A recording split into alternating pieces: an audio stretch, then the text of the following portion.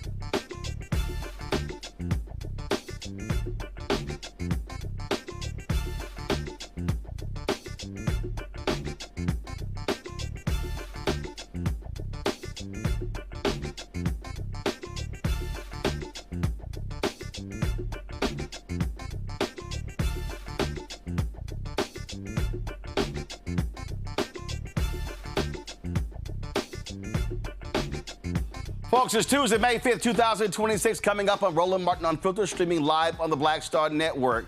This Supreme Court, this right-wing Supreme Court, is so overtly partisan, they are doing the work of the Republican Party. Wait until I tell you what they just did when it comes to the congressional maps in Louisiana. We'll be joined by Justice Correspondent Elie Mystal. Folks, I'll be speaking with Executive Director of Win with Black Men about tonight's urgent call regarding voting rights. Tennessee, there's a law that says no gerrymandering in the middle of the process. They're going to just, Republicans, they are going to change the law. They were met with protesters at the state capitol today.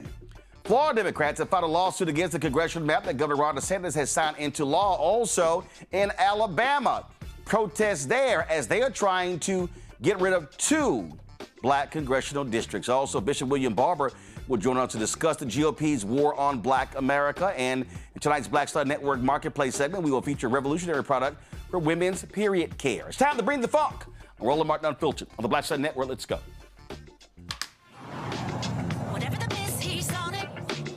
Whatever it is, he's got the scoop, the fact, the find. And when it breaks, he's right on time and it's rolling. Best believe he's knowing. Putting it down from sports to news to politics. With entertainment just for kicks, he's rolling. It's on go, y'all. It's Roland Martin, yeah. Rolling with Roland now. He's funky, he's fresh, he's real, the best, you know he's Roland Martin now.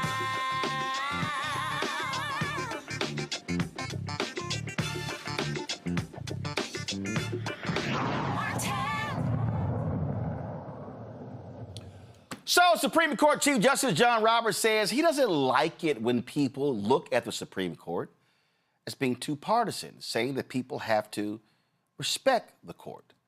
Well, what they did last night makes it perfectly clear that we should have no respect for this hardcore, right-wing, conservative court. Yeah, the court allowed a recent ruling last week that weakened a crucial part of the Voting Rights Act to take effect sooner than usual. This procedural decision comes shortly after the court ruled that it invalidated Louisiana's congressional map and diminished Section 2 of the Voting Rights Act. Typically, the court waits 32 days before officially issuing its judgment to the lower court. No, they said, we're not even going to wait a week. Last week, Louisiana has requested that the court expedite the process, emphasizing the urgent need to redraw its congressional maps. On Monday, the Supreme Court granted the request. In fact, Supreme Court Justice Samuel Alito decided to take pot shots at Supreme Court Justice Ketanji Brown Jackson. Yeah. The black voters in the Calais case have filed a motion asking the Supreme Court to recall the judgment, stating that they intend to file for a motion for reconsideration. Elie Mystal, Justice Correspondent with The Nation, joins us right now. So, Elie, for people who don't know, explain to them something called the Purcell decision, or the Purcell doctrine, if you will. Yeah, the Purcell principle. It's pretty simple. It states that you cannot change the structure, the rules, the time, place, and manner, anything about the election. It says that you can't change those rules too close to the upcoming election. Too close to the upcoming election. I'm sorry, Louisiana, their election already started. 42,000 people had already voted. The governor says, no, we're going to postpone that, and we're going to redraw the lines. And Samuel Alito said, this is so important, they must be allowed to do so. But, Elie, wasn't it 3 or 4 years ago when the Louisiana maps were declared unconstitutional, and the same Supreme Court said, stop, hold up, it's too soon? But that was 5.5 months before. I mean, remember it vividly. And they said, no, 5.5 months is too soon. The election already started, this one. You're absolutely right. And the case was called Allen v. Milligan. It was in Alabama, and Alabama had these racist maps. These racist maps were so racist that even the racists on the Supreme Court were just like, oh, that's a bit too far. But they decided the case in February of 2022. And at that point, these conservatives, including Brett Kavanaugh, said that February 2022 was too close to the November 2022 midterms, and they invoked the Purcell principle. So they forced Alabama to have an election under unconstitutionally racist maps because they only ruled the maps racist in February and the election was in November. So that's the Purcell principle when it comes to restoring Black voting rights. But when it comes to taking Black voting rights away, apparently it doesn't matter. Apparently May in 2026, ahead of the November 2026 midterm elections, that's not close enough to the election to invoke this principle. So the hypocrisy from these justices is pretty evident. You were saying that the decision regarded a normal 32-day waiting period to reconsider. The reason why Louisiana wanted them to get rid of that period is so they could fast track, so they could move as fast as possible to take away Black voting rights. Again, Ketanji Brown Jackson in the past 25 years found only 2 situations in which the court even considered getting rid of their waiting period, and they didn't in either of those times. That's what Jackson wrote in her dissent. So the idea of what they're doing is pretty obvious. But Roland, you said one thing that I guess I kind of disagree with. You were saying that it really shows how partisan this court is, how they're really going after Democrats and trying to help Republicans win the election. And that's true. But this doesn't show just their partisanship. This shows their deep, abiding racism. This is a purely racist decision because what you see happening in Louisiana and Tennessee, which we're going to talk about later in the show, and all of these southern states, Roland, they are trying to eliminate the Congressional Black Caucus. They are trying to eradicate the Congressional Black Caucus. There are 67 members of the Congressional, 67 Black people serving in Congress. Most of them represent districts in the South. And those are the districts they're trying to take away. To the point that when we talk about these gerrymandering maps, these new maps, Roland, they are leaving white Democratic districts alone. They are not splitting up because, we all think that like the only Democrats in the South are Black, and they ain't. There are some whites of good conscience in the South who vote for the Democratic Party. Their neighborhoods are untouched. They're not cracking and packing the white Democratic neighborhoods in Louisiana, in Texas, in Tennessee. They're only going after the Black ones. And so I just don't want people to, even for a second, miss that this isn't just political. This isn't just conservative v. liberal, Republican v. Democrat. This is white v. Black. Absolutely. This is white supremacists coming for our very right to participate in democratic self-government, and they are winning. And see, the thing that I need people to understand, this is from Talking Points Memo. Go to my iPad, Anthony. They call this Alito's Alabama pickle. They said in order to not look stupid, Samuel Alito had to differentiate the court's 2023 decision in Allen v. Milligan from Calais, despite the fact that they are virtually the same. I need people to understand that this exact same Supreme Court agreed with the lower court that Alabama needed to create a second congressional district because Black voters were frankly being cheated. The same Supreme Court ruled in the exact same second seat in Louisiana that it needed to be done. And the Republicans went out and said, fine, we're going to draw us a Black district.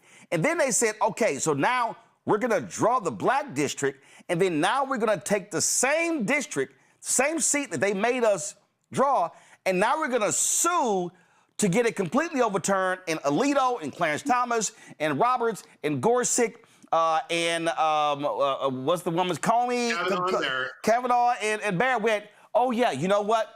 You're absolutely right. As if the Alabama decision that they made and the Louisiana decision that they made never existed.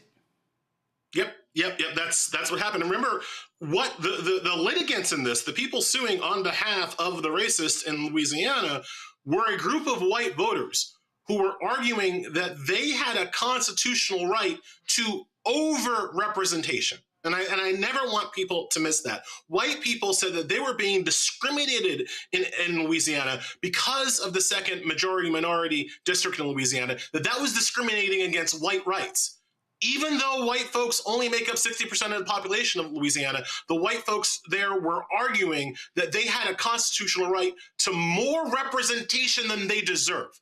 Right? Whenever we talk about gerrymandering, whenever we talk about voter representation, you never have Black people asking for more than we deserve. You never have Black people asking to be overrepresented. We just want to be counted fairly.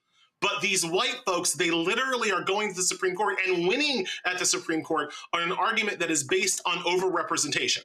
Now, in terms of the hypocrisy of the Supreme Court justices, I'll give Sam Alito this. He dissented in the case that you just brought up. He dissented in Allen v. Milligan. Alito's actually not the one that flipped. He's always hated us, as has Clarence Thomas, as has Neil Gorsuch. The people who flipped were media darling John Roberts. It is John Roberts. I was honestly surprised, Roland, when this decision came out, not the ruling. I knew the Supreme Court was going to do racism, but I was surprised that Roberts let Alito write it as opposed to taking his prerogative as Chief Justice to write that decision, because it was a coward move from John Roberts. Because John Roberts is the person that said Alabama's map was unconstitutional back in 2022. And now in the carbon copy exact same situation, John Roberts has changed his mind. Well, he owed it to people to explain to people why he changed his mind. What was different, John? What's the new thing that happened? And he punked out. He punked out like a little coward, and he gave it to his, rabid attack dog, Sam Alito, to write the most awful decision that Alito could think of. And Roberts just signed his name on it, but he never explained why he changed his mind. It was a coward punk move from Roberts. But again, this is this Supreme Court. When I was on your show in 2021 and 2022, begging the Biden administration to do something about court expansion, to expand the number of justices on the Supreme Court, this is why. This is what I was screaming about. Oh, I'm sorry, Elie. You were screaming for Biden, the Democrats, to do what the Republicans in Utah did, where the Utah Supreme Court ruled against them and created a Democrat congressional district, and the Republicans said, oh, damn this, we're adding Utah State Supreme Court justices, and the legislature approved it, governor signed it into law. I was begging the Democrats to protect the Voting Rights Act, if for no other reason than out of self-preservation. Right? If you can't do it on the moral grounds and you can't do it on the legal grounds, do it for self-preservation, Democrats. But they didn't. I was begging them to pass the John Lewis Voting Rights Act, which would have restored a lot of the previous issues with the Voting Rights Act that the Republicans had taken away. But, we can't kill the filibuster, so what can we do, Joe Manchin? Was the answer that you got. And so now, to quote Al Gore, we are living in a time of consequences. This is what happens when you let racist Republicans control the Supreme Court. And what that consequence is going to be is the attempted eradication of the Congressional Black Caucus. But I don't want to leave people just with doom and gloom, although I don't have a lot of hope at this moment. I don't want to leave people with only that. Understand, all of these gerrymanders, all of these maps, they're based on a previous idea of voter turnout. They're based on a previous idea of Black voter turnout. They're based on a previous idea of Latino voter turnout, and they're based on an idea of white voter turnout. If Black people, Latino people, and whites of good conscience overwhelmingly turn out, like Obama 2008 numbers turn out, all of these maps fail them.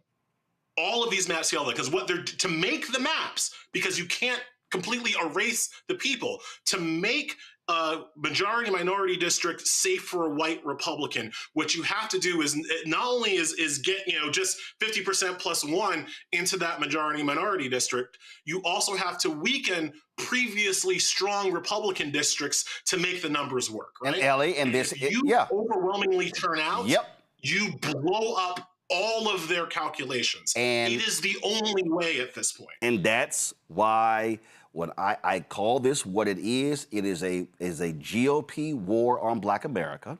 I said last night, this should be Freedom Summer 2026. I walked people through this graphic that I walked through, that what happened, the numbers do not lie. The numbers are very clear. And the reason Republicans are pissed off is because of what happened in 2008. Anthony, go to my iPad. Y'all, it's right here. You see right there, 2008, 2012.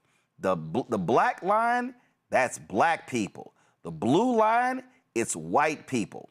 2008, so y'all, the blue line is black, the black line is white.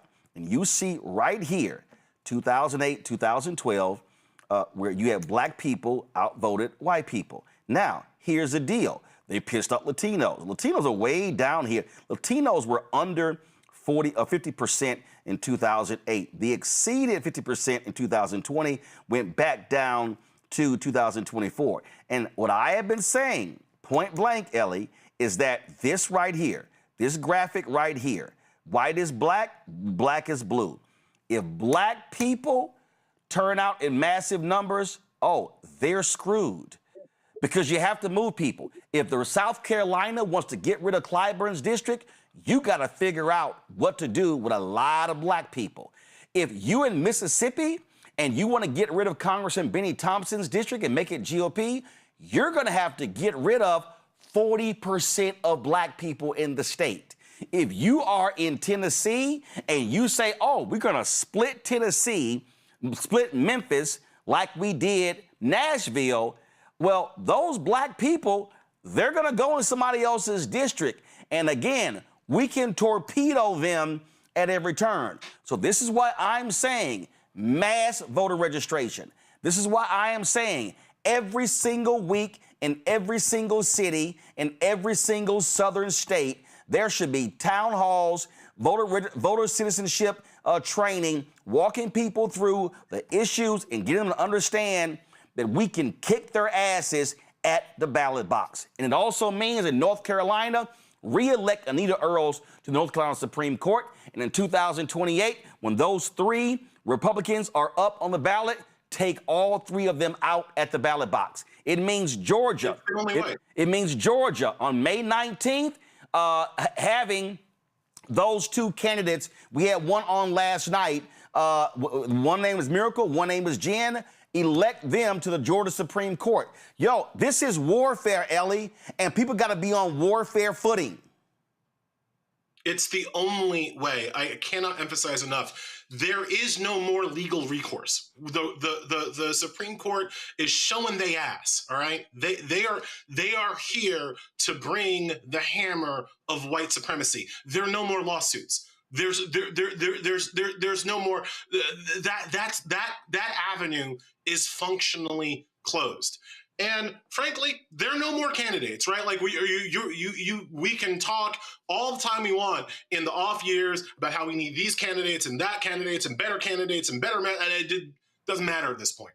All that matters is turnout. And one of the reasons why they gerrymander districts is that they know that people will look at the district they're in and feel like it's hopeless, feel like there's no point, feel like there's no reason to go out and vote, because how can you possibly overcome such a large white majority? But you got to remember, lots of white folks don't vote either. Right? And if you have a better turnout per capita than they do, and you bring friends, white friends along, and you bring Latino and AAPI friends along, like that is how you do it, and that's the only way left. And the last thing I'll say, this, as bad as it is shaping up for 2026 in terms of voter suppression, please understand 2026 is going to end up being our last best chance for voter representation, because all of these gerrymanders, it's only going to get worse in 2028, and it's only going to get worse in 2030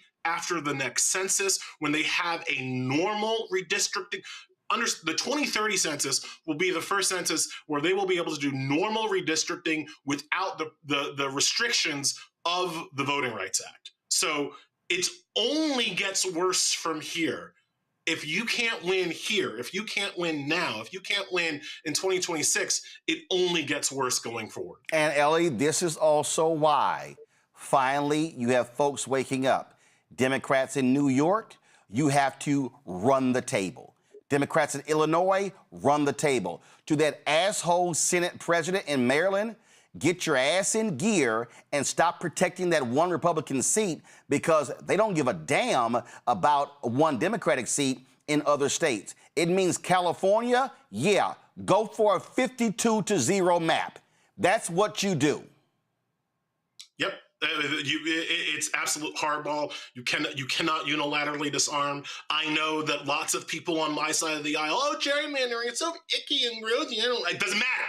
Doesn't matter anymore. Like what they did in Virginia is exactly what you have to do in all of these other states where Democrats do have control. Michigan, like as you say, Democrats have to run the table in the states that still allow Black voices to be heard, and then you need overwhelming turnout in states where the Black voice is suppressed. And that's your shot. That there is but one play now, and that's the play. Yep, that's it. Elie Mystal, Justice Correspondent. We sure appreciate it, man. Thanks a lot. Thank you so much for having me. All right, folks. If you want to understand how shameful, despicable these people are, this official from Georgia went on Newsmax, and he literally said that I know there's an election going on. I know people are casting ballots. Oh, by the way, early voting has already started in Georgia. The election is in 14 days. It's in 2 weeks. But Congressman Buddy Carter said, I don't care. We should just stop the election and change the maps. And I'm glad that Tennessee and Alabama are redrawing their districts. And I think that Georgia should do the same thing. Yes, we have started early voting. And yes, it would be inconvenient. But at the same time, it's never too late to do the right thing. And the right thing is for the governor and for the legislature to call a special session to redistrict so that Georgians will be represented by people who represent their values. We shouldn't have to suffer through the next 2 years just because it's inconvenient to do it now. We need to suspend the House races, and we need to go ahead and redistrict so that the Georgians would be represented in the next 2 years by people who represent their values. Yeah, if you could just even take a moment and kind of, walk our audience through how might redistricting really impact the balance of power between Democrats and Republicans in the state of Georgia. Well, we could potentially pick up 2 to 3 seats in the state of Georgia. And that's important because that could impact the national majority. It actually could be the difference between us going back as Republicans in the majority in the House and going back as in the minority. And that's important. It's important that Georgia do this. As I say, it's never too late to do the right thing. And the right thing is to go ahead and redistrict so that Georgians will be represented by people who represent their values. Georgia is a Republican state. We need to remember that. Yeah, and exactly.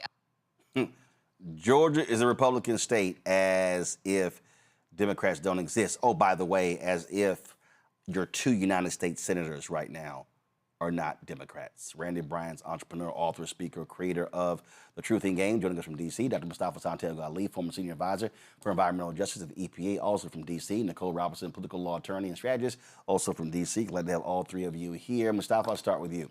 I just keep saying it. This means war. And this means all hands on deck. This is why House Democratic leader Hakeem Jeffries, this is why he dropped $20 million in Virginia.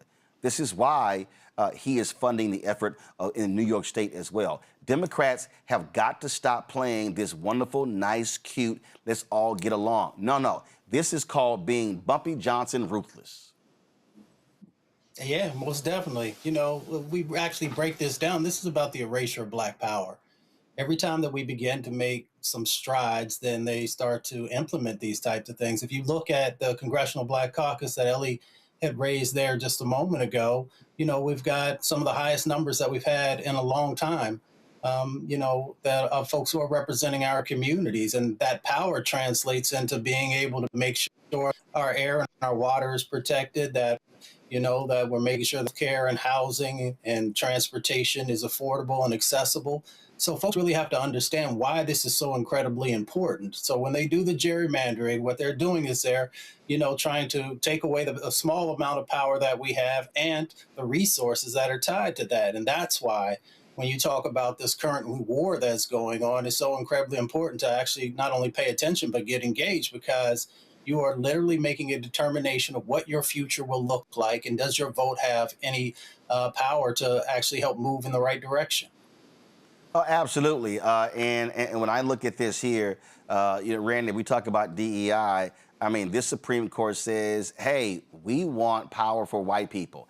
This is why I wrote my book, White Fear. I said how the browning of America is making white folks lose their minds.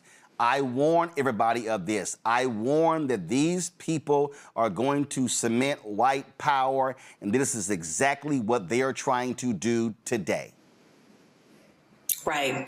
You know, when people talk about racism, they really try to minimize it to someone calling us the N-word or being rude to us in a store. And I want people to understand that this is real racism. This is how they wipe us out and bring us to our knees. And that is by going at the top. They have systematically gone through every program that was designed to give us some rights, some. You know, it wasn't all the way fair in this country. So they immediately attacked DEI, diversity, equity, and inclusion, to ensure that white people would be the ones that were essentially only included and treated fairly and paid fairly in jobs, although DEI helped white women more than anybody. They have now, they have the EEOC encouraging white men to declare that there's reverse discrimination going on, because in their minds, although they control most of the money and power in this country, when there's something that they don't have, they really believe white supremacy makes them believe that they are due and owed everything. And now with this voting, what they're saying is that we don't want Black people to have a voice whatsoever in this country. We don't want them to be able to vote for their rights and their interests. And not as if we can trust them to speak for us or care for us or put us, you know, in a good form. So we are in trouble, people. And I hate to again, scare people, but we should be frightened to the point where we're doing something, because this is a straight up attack on us, on our rights and our liberties, and on the way that we can live going forward in this country. Nicole, this isn't about scaring people. It's called stating facts. Mm-hmm. Exactly. And I want people to keep remembering and keep hearing the words white supremacy, because that's exactly what this is. Sometimes white supremacy doesn't look like a hood or a burning cross or a noose. Sometimes it looks like a 6-3 Supreme Court ruling. Sometimes it looks like redrawing a map. But I also want us to remember that Black people have fought back every single time that white supremacists tried to silence us, whether that be after Jim Crow, after Reconstruction. We have fought, and we can fight this again in November. And even before November, we need our legislators to come back and come out and start redrawing maps just like the Republicans are doing. We have to start fighting now, educating ourselves now, registering to vote now, and getting on the front lines. Absolutely. And folk just need to understand what is at play. And this thing is real. Now, folks in Louisiana, the days following the suspension of Louisiana's U.S. House primaries, Governor Jeff Landry is facing increasing backlash from voters. On Monday, Louisiana Secretary of State's office confirmed that it has received a petition to recall Landry. The petition begins a 180-day window for organizers to collect the necessary voting signatures. The petition was filed by Baton Rouge residents Marlon Gabalian Hills and Caitlin Stepter, and covers all 64 parishes. Supporters of the recall claim it is motivated by what they describe as a pattern of actions and statements that undermine fair representation. Since it is a statewide recall effort, Louisiana law mandates the signatures from 20% of registered voters must be collected. That means about 600,000 signatures. They have until October 31st to actually to collect all of those signatures. Now, what we have seen is a number of people immediately begin to move and take action. Win with Black Women on Sunday had some 8,000 sisters who were on a call talking about what are the next steps. Today, we're going to show you a bit later, Black clergy held a news conference where they talked about what their strategy is. Tonight, Win with Black Men will be having a call, an emergency call, to respond to what is happening. Joining us right now is Khalil Thompson, Executive Director, Women with Black Men. Glad to have you here. You already got folks who are signing up. What is going to be the call to action tonight? First, thank you, Roland, for having me on. I appreciate it, big brother. So the call to action is to organize on the ground. I think we were all tired at the end of 2024. We ran through the ticker tape, and we thought we did everything that we could as a Black community. The single largest voting bloc on the Democratic side were Black women. Second to that were Black men. And I think we felt that we carried democracy on our shoulders, and we just didn't see the result turn out the way that we wanted. Not that any of us were complacent in 2025 and we were preparing for this decision, but I think it's woken up a lot of community members, armchair activists who are there to get engaged and get in this fight. So the action is to show up in your state houses, participate in the legislative process. So as they are redistricting, if there is a member in your state senate or your state house or your state assembly that you can contact, call, knock on their door, be in their offices, let them know how you feel and pressure them to understand that this is white supremacy at its best. We need you to do it. Then we need to turn this summer into an amazing opportunity to engage anyone from the age of 17 to 105. As many African Americans that we can get to understand that knocking on doors, talking to our community members, reaching each other at our fish fries, our family reunions, anything that we can do to make sure that not only are you registered, but you're constantly, unfortunately, going to have to check the voter registration rolls in your community to make sure that you haven't been purged or removed. And then partnering up and tripling your vote. By that, I mean finding 3 other people in your community that can hop in the car and go with you to vote either in early voting and on election day, or vote by mail if it's still allowed in your jurisdiction. So we need to make sure that this summer we are galvanizing all of our efforts so that everyone in our community is participating. I disagree. I think people were complacent. I think too many people, after the 2024 election, I kept hearing, oh my goodness, I'm tired. We've done so much. And I was like, bullshit. I'm sorry. I'm like, this is what's happening. He got inaugurated. They were executing Project 2025. We're seeing massive cuts left and right. We knew the Louisiana versus Clay decision was coming down. And I was sitting here saying, y'all better get ready for the fight ahead. And I think that was a problem. I think too many of us, too many people took all of 2025 off, and now they're waking up going, oh my God, what's happening? And I'm like, what are you talking about? We were yelling and screaming that this was going to happen. It was coming down. Now people are now trying to move, and I'll be perfectly honest. It was too many Black organizations sitting there on our asses in 2025 and not preparing people for 2026. Now we got to play catch up. Well, let me push back just a little bit. I think some may have sat on the sidelines because that $2 billion that went out the door in 2024 didn't make its way back around. No. I get that. I get the $2 billion from the campaign.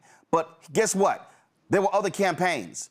And what I'm saying is it was a mistake. And what I'm saying is when I look at the history of Black people, after elections, when we've had losses and we've had wins, we still got to go to work. And so, plus, a lot of people weren't sitting here going, oh, my goodness, hey, a lot of money from the campaign wasn't going into Black communities. No, what I was yelling and others were saying, we have to protect Black interests. And again, this to me was a critical mistake of Black leadership.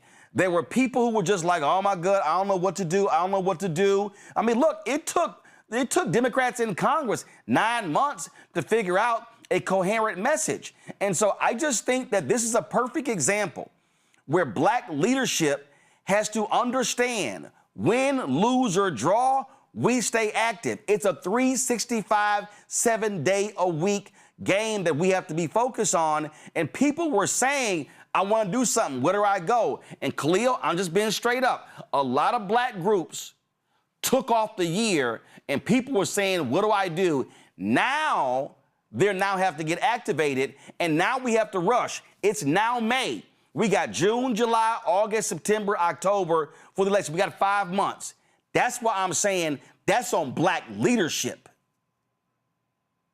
I can't disagree with you. I know I got dismayed and disheartened when August came around last year, and I leaned back just a little bit. We continued our calls, but only as much as we could in the team that we had here. I don't disagree with you on getting engaged over these next 5 months. So, I'm 100% in it with you, whether it's registering Black men in communities. It doesn't matter what side of the aisle you're on, like in terms of fraternity, non-fraternity, blue collar, white collar, or no collar. We're asking you to get out and show up in your communities. So for me, and I'm taking heed from you, our calls at Women Black Men are going to be every Sunday. Every Sunday at 7 p.m., we are going to be galvanizing at least for an hour, bringing Black men together, sharing information, whether that's data from polling or focus groups, whether that's Terrence Woodbury or Cornell Belcher or others bringing information to us, or if that's Cameron Trimble and Terrence Green providing what's happening on the digital or the paid media side, or organizers like Cliff Albright and Quentin James, as well, providing insight of what's happening on the ground. We're also going to be highlighting Black men who are running for office. So tonight on our call, we have hopefully Charles Booker is going to join, running for U.S. Senate out of Kentucky. We've got Will Colomb, who's running for U.S. Senate out of Mississippi. We've got Chris Jones, who is the Democratic nominee in Arkansas. Mike Blake, who's running for office in New York, for congressional office in New York. And then Robert White, who's also running in D.C. We've got a couple of gubernatorial candidates out of Georgia, Jason Estevez and Michael Thurman. And then there's a couple of gubernatorial candidates coming out of Alabama, Pastor Will Boyd, and I'm blanking on the second one. So our opportunity is to make sure we're highlighting. There's a dynamic brother who's running for U.S. Senate in South Dakota. So we want to make sure the information is getting to the people and then working to make sure we're organizing on the ground. And so our summer activities are going to be making sure we have civic engagement programs running not only throughout the South, but in communities that we want to do our work in. So we're looking for partners and we're looking for people who are ready to step up, take on the mantle and shoulder this burden and get the work done. Yeah, but what also needs to happen is you can have people on a call, but we also have to look at critical states. And when I look at the map, when I look at, first of all, they're trying to gut every Black seat all across the South. And so people are fighting on that front.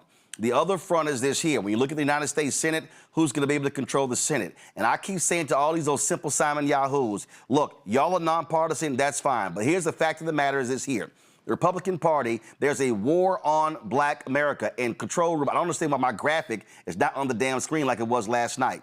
There's a war on Black America. That's what's going on right now. And what needs to be happening, our people need to be locked and loaded 100% to understand we ain't getting jack from the Republican Party. I'm going to have Michael Harriot on a little bit later, where Michael Harriot is we're going to walk through Project 2025 and all of his anti-Blackness. And so I need us to understand that the only pathway for Black people is the Democratic Party. You can't say it, but I can say it based upon the actions. Right now, I need everybody listen to me right now.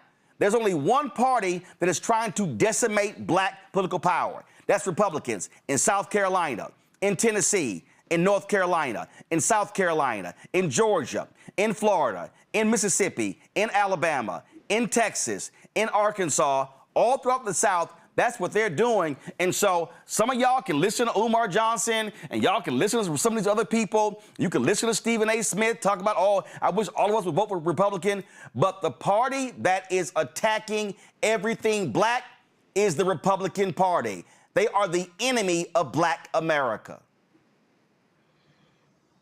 You got no pushback from me.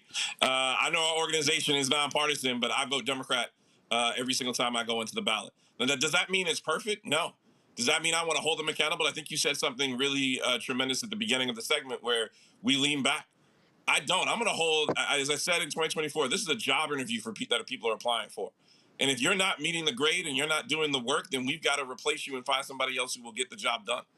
But we shouldn't throw out the baby with the bathwater and make sure we're trying to find all these new brand of candidates. I think there are amazing people who are running for office right now. But we got to make sure that they're protecting and motivating our interest and believing in what's best for the Black community. I disagree with all of those who say my vote doesn't matter. My daughter has less rights than her mother did. She has less rights than her grandmother does or did when she was her age. That is an amazing feat to say. So I want people to understand this isn't hyperbolic. This isn't, as we've said over the last couple of election cycles, the most important election. This truly is the most important election in your lifetime. If you do not go out and vote, you have sent a clear message to the 6-3 decision on the Supreme Court that it says that, well, they don't really vote, so it really doesn't matter. They can gerrymander us all that they want. They can make out these districts where we have zero representation. And so the people that you want to have fixing your potholes or your streets, making legislation that may or may not have data centers come into your communities, that have good education for your children, that have free childcare, all of that starts to go away if you do not participate in the political process. All right. So tonight's call starts at what time? 8:30 p.m. Eastern. Go to winwithblackmen.org. Join the Tuesday call, or you can scan the QR code right on your screen right now. Again, 8:30 p.m. Eastern. We are going to go to 11 o'clock Eastern. Tonight, we are going to break down Louisiana versus Calais. We have a dynamic brother from the Legal Defense Fund. We have a few of our civil rights leaders. We've got some folks. My son, the general out of New York, is going to be on. Isaiah Martin. We've got candidates who are running. And then we've got brothers on the ground. Emil Washington is in Louisiana, in Baton Rouge right now. We've got Mayor Randall Woodfin and others who are going to be calling from Alabama as they're in their state legislature. We're working to get Justin Pearson on in Tennessee. We have Justin Love, State Representative Justin Love in Tennessee that's going to join us as well. And then I think we are going over to, I'm leaving out one more state. But we're going to hear from folks on the ground doing the work, okay, and really leading the efforts. All right. Khalil Thompson, we surely appreciate it. Thanks a lot. Thanks, brother. Folks, in the next hour, we're going to hear from Bishop William Barber. Go to my website, go to my iPad, Anthony. We talked about this last night. What Bishop Barber's doing, they're going to be holding a national virtual training. He's calling on black men and black women who want to be trained to organize and mobilize for black voters. If you go to blackstarnetwork.com, click this particular link here. It will take you to this page, and then you will be able to actually click the Black Men Civic Engagement link right there to actually sign up. Now, if you don't want to do that, listen, this is the QR code. Just point your phone to the screen. This is the QR code. Will take you right to the page. Again, we started this by initially calling for 1,000 alphas. We've almost at our goal. Then we expanded that to other black men. Then a bunch of sisters were emailing, so we added sisters as well. This is about training people to organize and mobilize. It's one thing to say, oh my goodness, we need people out there doing the work, but you got to be trained in doing the work. Let's go back to my panel. Nicole, I want to start with you. Listen, I'm being straight up. I was pissed off last year. I think black leadership sat on their asses. I thought too many black organizations were quiet.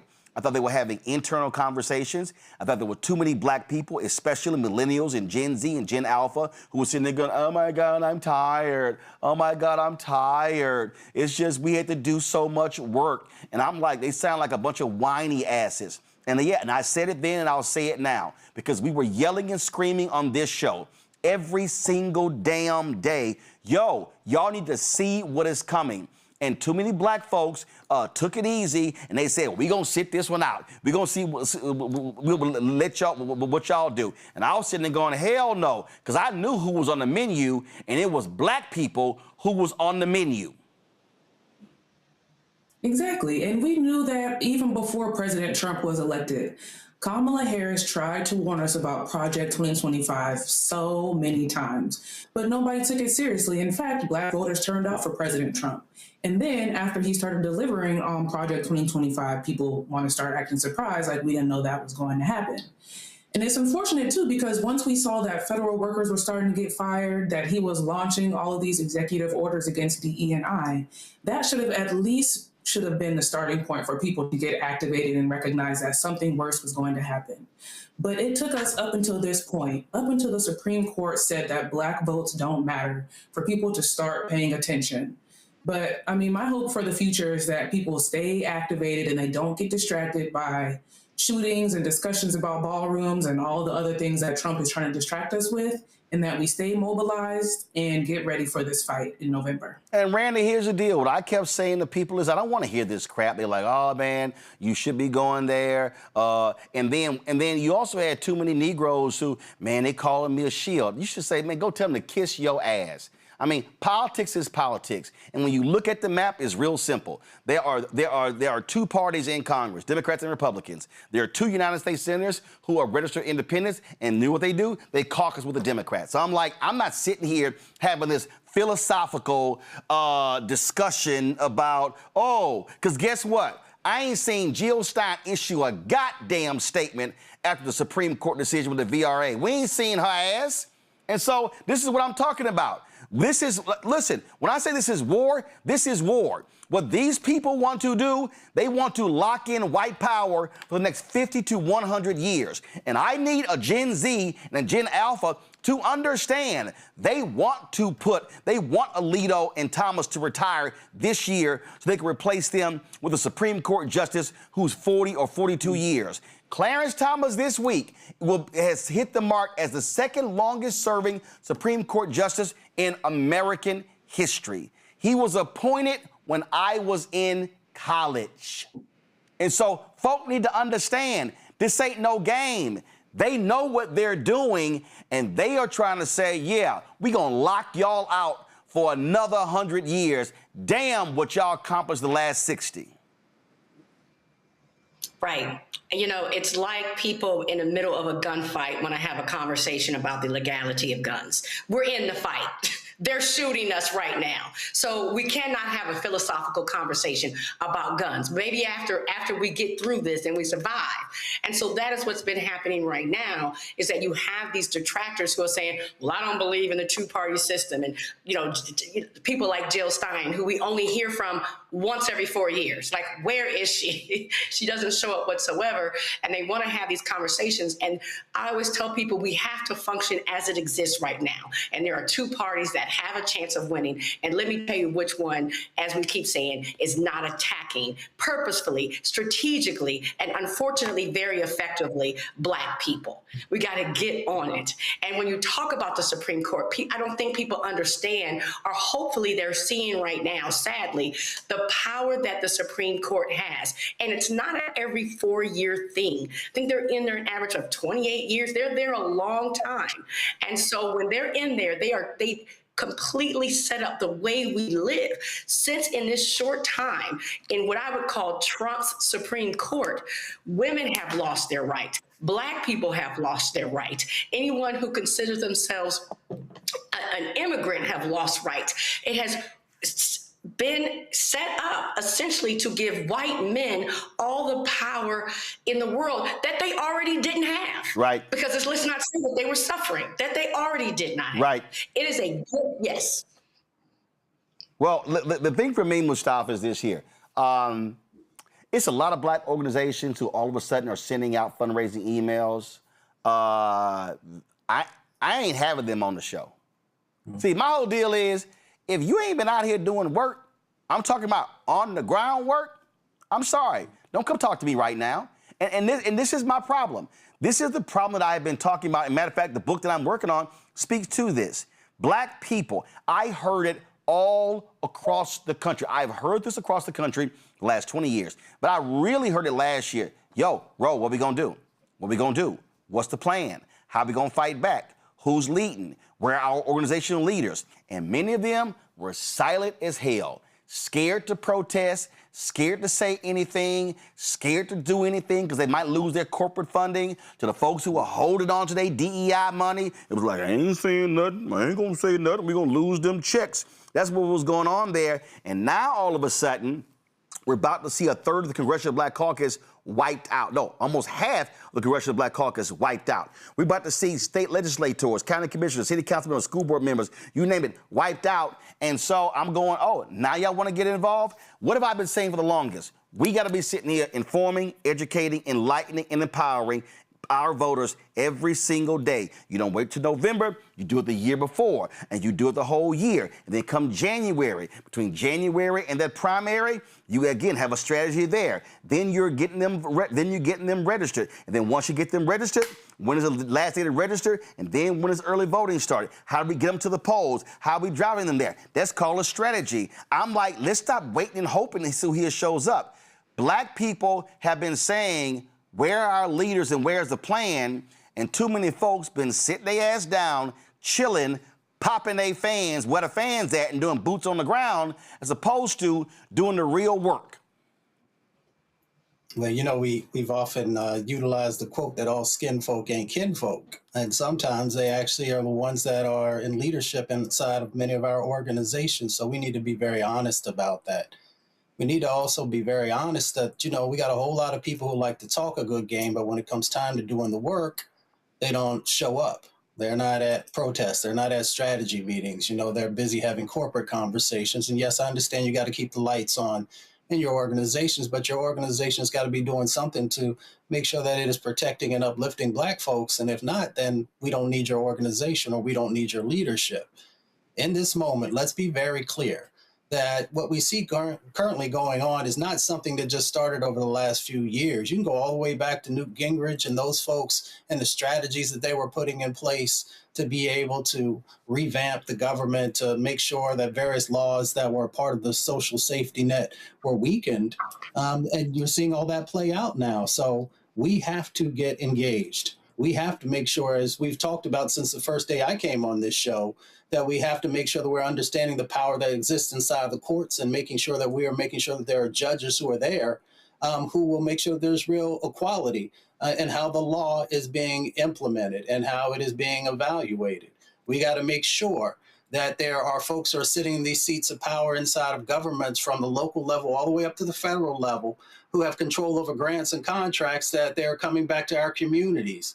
We got to make sure that folks can actually afford a house, that folks can make sure that they're eating clean and safe food, that they breathe clean air. All these things are a part of the strategy that we have to be supportive of. And if somebody wants our vote, that they're willing to stand up for, along with making sure that you're protecting voting rights and a number of other types of things. But that means that people got to get up off the couch. Everyday folks got to get up off the couch. The folks who are leading our organizations got to get up off the couch, because you can't lean back and ever make progress. You can only make progress when you lean forward. Absolutely. All right, y'all. So it's been very interesting. Last night we talked about some comments Stephen A. Smith made on Cam Newton's podcast, saying that he wished that Black people would all vote Republican. Let me play that again for you. I wish for one election that every Black person would vote Republican. What? How can he say that? I said, it's simple. Since 1964, the Black people, Black folks, we have been giving our vote to the Democratic Party at an exorbitant rate. Therefore, they know they got our vote, and they don't have to cater to us as much as we need them to. The Republicans know they'll never get our vote, so they don't give a damn about us. And as a result, we're the only community in America devoid of representation, which is why we're considered disenfranchised. I'm tired of that. What I want is to put ourselves as a community in a position where both parties have to work to get our vote. Can I ask you this? Do you think you covering politics like you cover politics, in the words of your mans, is that good for business, your business? It has the potential. Stephen A. Smith said, we're the only group devoid of representation. That's a lie. Like, I literally have no idea what the hell he's talking about. Like, literally. Is Governor Wes Moore not Black? In Maryland? Is Don Scott, the Speaker of the House of Virginia, not Black? Is Louise Lucas, the Senate Pro Tem, not Black? Is Lieutenant Governor of Illinois not Black? You've got 58 members of the Congressional Black Caucus in Congress. You have Vice President Kamala Harris. Is she not Black? We can go on and on and on. You've got Lieutenant Governor right now in Michigan. You've got a Black Attorney General in Nevada, a Black Attorney General in Maryland, a Black Attorney General in Massachusetts, a Black Attorney General in New York State, a Black Attorney General in Illinois. What the hell is he talking about? We are devoid of representation. Now, if you're saying that there are 4 Black Republicans, yeah, but guess what? All 4 of them are going to be gone come January. But this is why. So we had Michael Harriot, founder of the Contraband Camp, on last night. We brought him back tonight because I saw Umar Johnson. I saw these other Black conservatives like, that's right, Stephen A. right, Stephen A. right. Because this notion is that, that if we voted Republican, then they would listen to us and start doing what we desire. I find that to be nonsensical. So I called Michael and I said, Michael, let's actually walk people through what the Republicans said they were going to do to black people in 2024. Matter of fact, not even 2024, because Jonathan Swain and Axios dropped the story in 2021. They were preparing Project 2025. So they started in 2021. So Michael Herod joins us right now. So Michael, let's go ahead and get started. So since all of these people are saying, yay, Stephen A is right, and if only we could vote Republican, they're going to start listening to us. Michael, please illuminate for people and remind people what Republicans actually said that they were going to do if they regained power as it relates to black people. So the first thing we have to know is that from the beginning, even before 2020, the Republicans had a dream. Their biggest dream was to repeal the Voting Rights Act. That's why John Roberts was a Supreme Court nominee. That's why how he got on the Supreme Court. That was his mission, to repeal the Voting Rights Act. In 2013, I interviewed the gentleman who was the councilman who they were trying to get out of his county seat. And that case became Shelby versus Holder, right? And that was their first step, right? That was the first step to eliminating the Voting Rights Act. When Trump got elected and when Trump ran in 2021, what did he promise, right? He was going to get rid of affirmative action. He was going to, bring back what was called the National Origins Formula, which was essentially a race-based quota system for immigration. He promised all of this black stuff.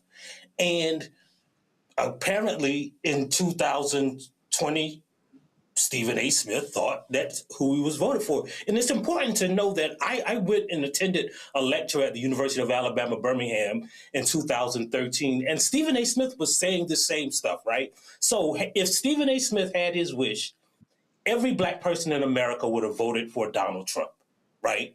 That's what you begin with. Every black person in America would have empowered this white nationalist that we wanted. And when Donald Trump was kicked out of office by Joe Biden, he went even further, right? Stephen A. Smith said that's what we should have voted for. But what did he say he was going to do? He said he was going to get rid of DEI. He said he was going to get rid of affirmative action. Said he was going to get rid of all of this, what he called divisive rhetoric about teaching black history. He said we weren't going to be talking about race. He said he was going to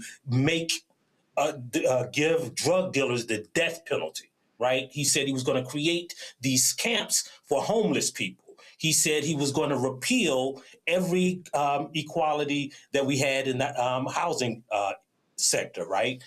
And on the first day in office, he did it. Here's the thing that we have to understand, right? I know we say people like Umar Johnson and Stephen A. Smith, who don't know history, like to think that we started voting Republican in the civil rights era, but that's not true. As you showed from the data I sent you last night, it began way before that because black people identified with the Republican Party in the 1930s, but when it came to president, they voted for FDR. Why did they do that? Well, in 1941,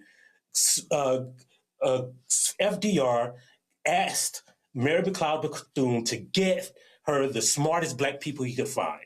One of them, a Harvard University professor named Rayford Logan, wrote the executive order 8802 that desegregated the defense industry. That caused the Great Migration, right? And so because we got the president to do what we wanted, we identified as Republican, but voted for a Democratic president. That began the move toward the Democratic Party. And black people did not necessarily flock toward the Democratic Party. What happened was white people flocked away from the Democratic Party when they began giving us our voting rights. It started with the desegregation of the military. So Michael, you're saying that when just like into a neighborhood, when black people start going to a party, white people run the other way. Right, and that's when, so again, if you look at the data, We voted for president for a Democratic president after FDR. White people began flocking away from the Democratic president, and when George McGovern ran, because he ran on all of these racist dog whistles, right? And then I'm sorry. George Wallace ran on the racist dog whistles. You said George McGovern. Go ahead. I'm sorry. And George Wallace ran toward on the racist dog whistle. Remember, the first thing Strom Thurmond did when he switched from the Democratic Party to the Republican Party is what? We know now. He went to the FBI office and said that I want you to open a case against this man named Martin Luther King Jr. That's why they sent Martin Luther King that letter telling him to kill himself. Stephen A. Smith wants us to vote for that party, right? It's absolutely insane, aside from the lack of logic that we shouldn't give our votes to the Democratic Party, but we should give our votes to the Republican Party, who has demonstrated their opposition to our progress. It doesn't make any historical sense. So when we talk about, to your point, when you talk about, because you mentioned housing, and again, this is what I need. So all these people who keep saying, yeah, if we vote Republican, then they gonna listen to us. And you just laid out housing. Go to my iPad. ProPublica did a story. Donald Trump shut down. Go to my iPad. Go to my iPad. Donald Trump shut down an investigation of ProPublica. ProPublica did a story. It was a HUD investigation of racism among a Dallas HOA. Donald Trump said, nah, we ain't doing that.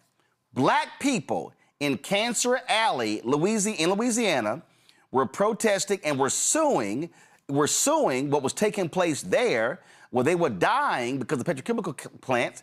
Donald Trump pulled out of that lawsuit, saying it was a DEI lawsuit. Lowndes County, Alabama, black people had sewage that was flooding into their homes and backyards, and the Biden-Harris administration negotiated a settlement. Donald Trump saying, nah, that's a DEI settlement. We've walked through numerous times where Donald Trump and MAGA Republicans have completely shut things down, discrimination cases, education department. They pretty much wiped out civil rights offices. They're not investigating anything. The Department of Justice, they're not investigating any police officers of wrongdoing. So I'm just trying to understand, Michael, where these people are coming from when they think that Republicans are going to all of a sudden start embracing a black agenda. Right. First of all, to what you said, right? You know, I read the entire Project 2025. One of the things that Project 2025 said, and it's broken down by federal agency, right? And what Project 2025 proposed was that he get rid of the Office of Civil Rights in every federal agency. People don't know that there's an Office of Civil Rights, not just in DOJ, but in the HHS. Well, all of that is reflected in his 2027 budget. We published a report today that went line by line through his latest federal budget that he's proposing for 2027. He wants to get rid of the DHS Office of Civil Rights, right? He wants to make Alcatraz spend $1.7 billion to remake Alcatraz into what is essentially a concentration camp, right? He wants to defund black farmers, right? There was a grant that gave $300 million to black farmers who were at risk of losing their land. He has already proposed in his budget to get rid of that program. And he wants to get rid of 49 of those 50 grants. Well, who got the 50th of those grants? A white nonprofit organization, right? And so what we have to understand is not just like the rhetoric of this slick talking sophistry that Stephen A. Smith likes to put on YouTube, right? But we have to understand what the facts are, right? If those people, if the Republican Party, that white nationalist party, actually wanted to compete for our vote, they could have done it. They talked all last campaign season about how they're going to attract black men, but they didn't demonstrate it with any actual policies, right? It was just something that they said. And so we have to understand the difference between people who just talk about things on the internet, like Stephen A. Smith, who is a great entertainer, and someone who's actually studied and don't think that they're smarter than my grandmama and our ancestors and all of the Black people who ever lived, who wrote the policies and studied the issues and didn't go on ESPN and talk about sports and the Cowboys, but actually knew history and politics and things that only appear in books. And see, my thing is this here. To me, this segment is not even about Stephen A. I just use this clip. But see, it's a lot of these people who say the same thing. So, oh, you're a liberal slave. You're on the plantation. We ain't got nothing from Democrats in 60 years. They haven't gotten, we've done nothing. It's like, I mean, they can go on and on and on and on. And I sit here and go, okay, can y'all please tell me the 5 issues on a Black agenda that Democrats don't support and Republicans do support? They never are able to do so.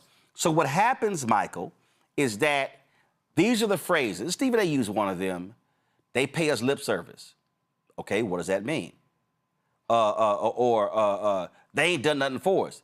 But Michael, here's the crazy thing. It ain't like Black people have been non-critical of Democrats. It ain't like we ain't said y'all ain't doing enough. Like, that's what's so stupid. I ain't running to nobody Black saying, you know, Roland, they've done enough. They have been absolutely amazing. No, the point of politics is to always ask for more. But what gets me is the other side, they ain't done a damn thing. That's the anti-intellectual straw man that they built, right? They said, well, the Democrats don't give us exactly what we want. So, you know, they must not be for Black people. We should leave that party, right? When politics, nobody ever gets what they want, right? Like, the anti-intellectual part of that is the assumption that Black people are 100% satisfied with the Democratic Party. When you know, and I know, that we have criticisms of the Democratic Party. They chase after white moderates, right? They sometimes do. They pay us lip service. They don't know how to reach Black voters, right? And those are valid criticisms, right? But just because your house ain't exactly like you want it, right? Like if you got a leak in the roof, you don't burn the house down and say, man, we got to move, right? You try to fix it from inside the house. And that's what Black people have done to the only political representation that they really have a chance at electing in a two-party system. I referenced this the other day. It was always interesting to me. And again, I like to deal in facts. I ain't dealing with emotion. I ain't dealing with drama. I'm not dealing with people who just sort of just throw BS out there. And the first time Trump was there, I was very clear. One of the first things that Republicans did was they overturned, and Trump signed it into law, they overturned what Obama did to stop discrimination in auto lending. And this actually happened, y'all, because I was looking for it last night and I finally found it. This happened on the floor of the United States House, and this is actually where Reclaim My Time originated. I need y'all to listen. Make sure that we're making America great every day in every way. And the best way to do that is to stop talking about discrimination and start talking about the nation. We're coming together as a people in spite of what you say. Thank you, gentlemen. I yield back. Gentleman's time has expired. Members are reminded to address their remarks to the chair. The gentleman from Texas reserves, the gentlelady from California. Thank you very much. The gentleman, Mr. Kelly, please do not leave because I want you to know that I am more offended as an African-American woman than you will ever be. And this business about making America great again, it is your president that's dividing this country. And don't talk to me about the fact that we don't understand what happens on the automobile. No, I will not yield. No, I will not yield. Okay. Don't tell me that we don't understand. That's the attitude that's been given toward women time and time again. The gentlelady will suspend The chair wishes to remind all members that they are to address their remarks to the chair. I Gentlelady will respect the continue. chair, but don't stop me in the middle when you didn't stop him in the middle. And so I shall continue. Don't you dare talk to me like that and think that somehow women don't understand what goes on the floor of automobile dealers. Minded to direct her remarks to the chair. The gentlelady will continue in I order. will continue to do that. However, I don't appreciate that you did not interrupt him when he was making those outrageous remarks about him knowing more about discrimination than I know about discrimination. I resent that, and I resent the remark about making America great again. He's down here making a speech for this dishonorable president of the United States of America. Having said that, I reserve the balance of my time, and no, I do not yield not 1 second to you. Not 1 second. Not 1 second to you. So here's the question, Michael. Why in the hell would I, as a black man, give my vote to a party that wants to get rid of laws that fight discrimination in auto lending? Why in the hell would I do that? Why in the hell, after 10 black people were gunned down by a white supremacist at a grocery store in Buffalo, New York, and Jamal Bowen, then congressman, introduces a resolution condemning white supremacy, and not one Republican supported it, why in the hell would I give them my vote? Well, here's a better question, Roland. When they were arguing about that, right, that Obama-era policy, how did that get into law if the Democratic Party only pays us lip service? When Trump repealed 48 Obama-era policies on his first day as president, how did those policies get into effect if the Democratic Party only pays us lip service? When he repealed Executive Order 8802, which is written by a black man, how did it get into law if the party only pays us lip service? If the party only paid us lip service, then how did Obama file suit, his DOJ filed suit against every major lending institution for discrimination in America?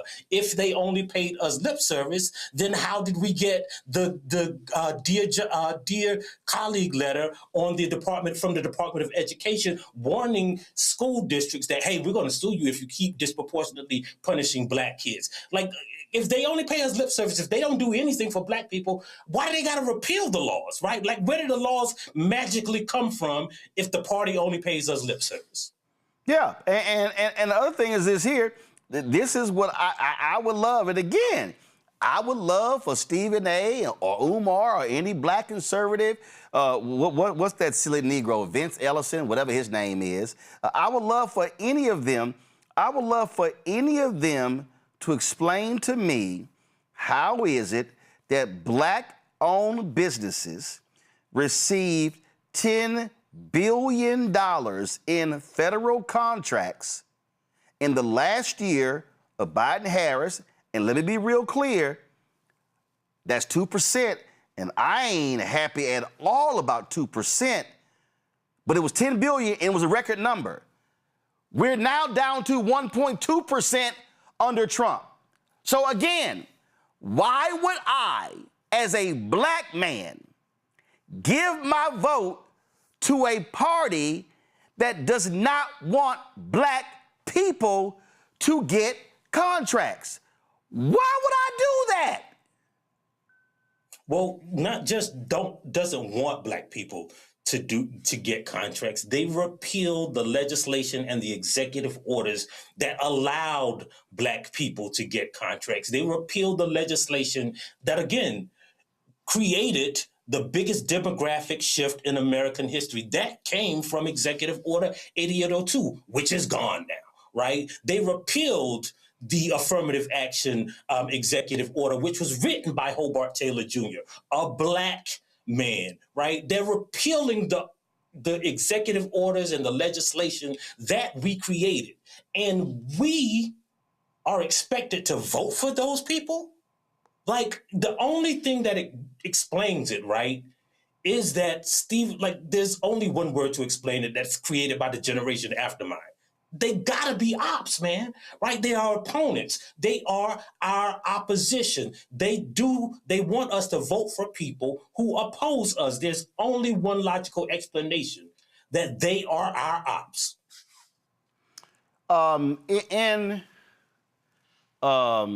Let me just get it.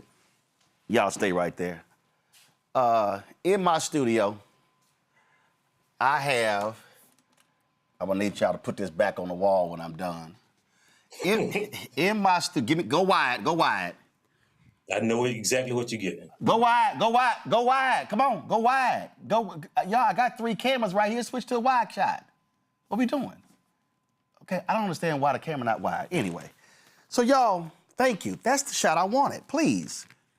Now, y'all, this is the poster from Nate Parker's The Birth of a Nation.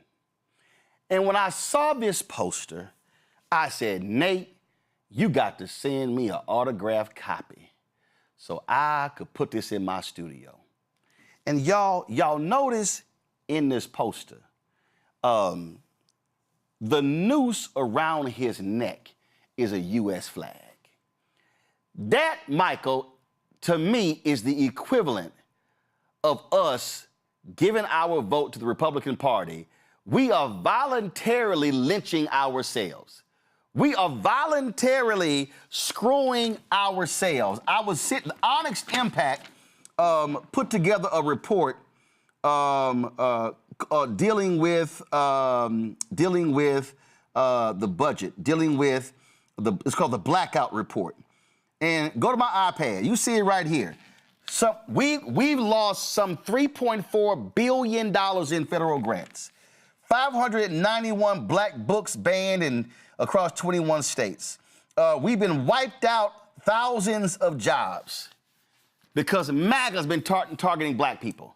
Y'all, that's a noose around the necks of black people. So, Michael, it would literally be black suicide to say, oh, let's give all of our black votes to the Republicans because they might begin to love us. Right. It's what they're suggesting is that there is someone who's been stalking us and trying to kill us, and they haven't completed their mission. And what Stephen A. Smith wants us to do is just give them more bullets, right? Like, that's what he wants, to give them, the people who have been trying to kill us politically, to kill our rights legislatively, to give them more bullets, because somehow that would make them not shoot us or stop shooting at us. It doesn't make logical sense. It doesn't make logical sense, and there's no way in hell I would tell anybody that should happen. Michael Harriot, Contraband Camp. Go to my iPad, y'all. Please read this piece on Contraband Camp. A wish list for white supremacy. 7 ways Trump's 2027 budget will hurt black America. Y'all take a look, please. Also support Contraband Camp. You can subscribe. You can also donate. And so please go to contrabandcamp.com, contrabandcamp.com. Y'all, today, Black Enterprise announced they were laying off their 15 freelancers. Listen, we are losing black-owned media left and right. It ain't a lot of folk doing the work that we do. So what we do here at Black Star Network, what we do, what Contraband Camp does, and so we got to be supporting black-owned media and all that we do. Michael, we appreciate it. Thanks a lot. Thanks for having me. I'm going back to my panel here. I mean, Mustafa, we got to be some damn fools to sit here and listen to these yahoos say some of the most ridiculous things when, again, I don't wake up a Democrat. Let me be real clear. I have never in my life called myself a Democrat, a Republican, or even an independent. I call myself black. And I would be outside of my damn mind if I decided to say, yeah, let me go ahead and stand with the people who are doing all they can to screw over black folk all across this country. Yeah, I mean, I'm right there with you. I always say I vote for who cares about my community and is willing to make sure the words are translated into real action. Yeah, Mustafa, you are a big time this right here. You are a big-time environmentalist. Why in the hell would you, as a big-time environmentalist, as a black man and environmentalist, give your vote to a party that stands against everything you believe in as an environmentalist? I wouldn't. Everybody knows that. I stand on that all the time. You know, I was just going to say that many of these folks who you have identified today who are asking people to give consideration in voting for the Republican Party, I would ask them to actually go with myself or a number of other folks to real communities who are actually barely hanging on, and in many instances, their lives have been shortened because of the impacts that are going on inside of their communities, the poison that's being pumped into their veins, into their lungs, into their bodies, into the babies that are coming, into this next generation. And that's the thing that just baffles me, is that we get people who come on TV, who come on these platforms, who've never spent any time in community and seen exactly what is going on, where people are getting cancers and are getting liver and kidney diseases and all these different types of things that are currently going on.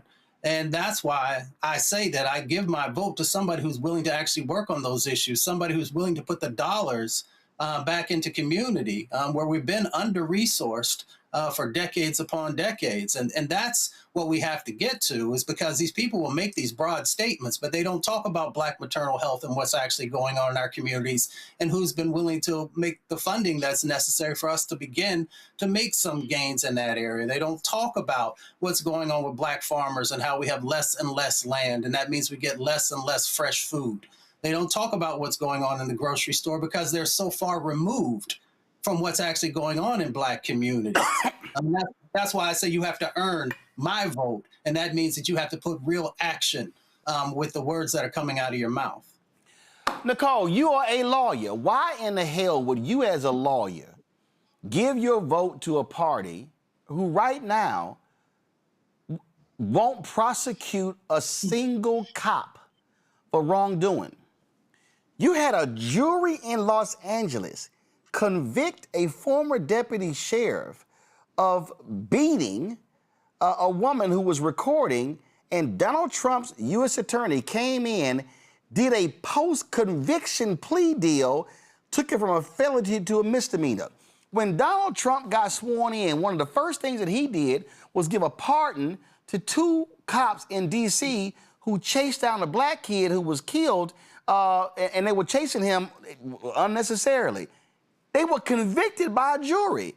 Donald Trump pardoned them.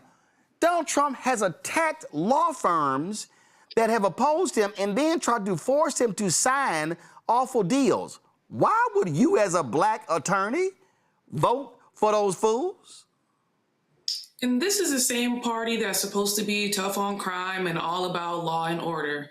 The only time they care about crime and law and order is when it's used to hurt Black people. We see this party advocating for the prison industrial complex, even if they don't want to call it that. They want us in jail. They want us in change. They want to bring back Jim Crow. And honestly, Roland, at this point, I think Stephen A. Smith might be a plant by the Trump administration or something, because what is he talking about? I know that he cannot point to one Republican policy or one Republican candidate that would do anything helpful for Black people. And this rhetoric is especially dangerous right now when we're sitting here almost about to be back in Jim Crow because of what the Supreme Court and Trump and his Klan members are doing. So Stephen A. Smith does not deserve a platform, and I hope Cam Newton also learns that he shouldn't have had him on his platform either. Randy, this is a shame. Randy, you have spent your career trying to get more of us in corporate America, get us promoted, get us on boards, get us on contract. Why in the hell would you, as a Black woman who has fought in the DEI space, give your vote to a party that despises diversity, equity, inclusion, that wants to have more white men in power, that does not want to see us get contracts, that does not want to see us sit on boards of directors? Why in the hell would you do that? I wouldn't. I would never. They have been consistent with trying to block Black people from any positions of power. They have been consistent in trying to ensure that we don't earn as much as them. Today, we earn on $1. A white man gets $1 for $1. He earns $1. Whereas a Black man will get 80 cents of that. A Black woman, 60 something cents of that. We don't even earn what they earn. And what people need to understand is that's purposeful. For doing these same exact jobs, they have actively worked against us. This is not a neutral party, and then maybe the Democrats do a little bit more. This is a party that has dedicated themselves to actively ensuring that we can barely function in this country. It has been an absolute fight. The reason why I stepped away from working in DEI in corporate America is because it was so deflating, because I was seeing what they were doing every day to knock us down on our knees and make it where we are simply crawling. And when they point to people like Stephen A. Smith, when you talk about DEI, is because they get that one magical Negro, right? And they'll say, oh, we couldn't be racist because look at who we hired. Look at who we've given a platform.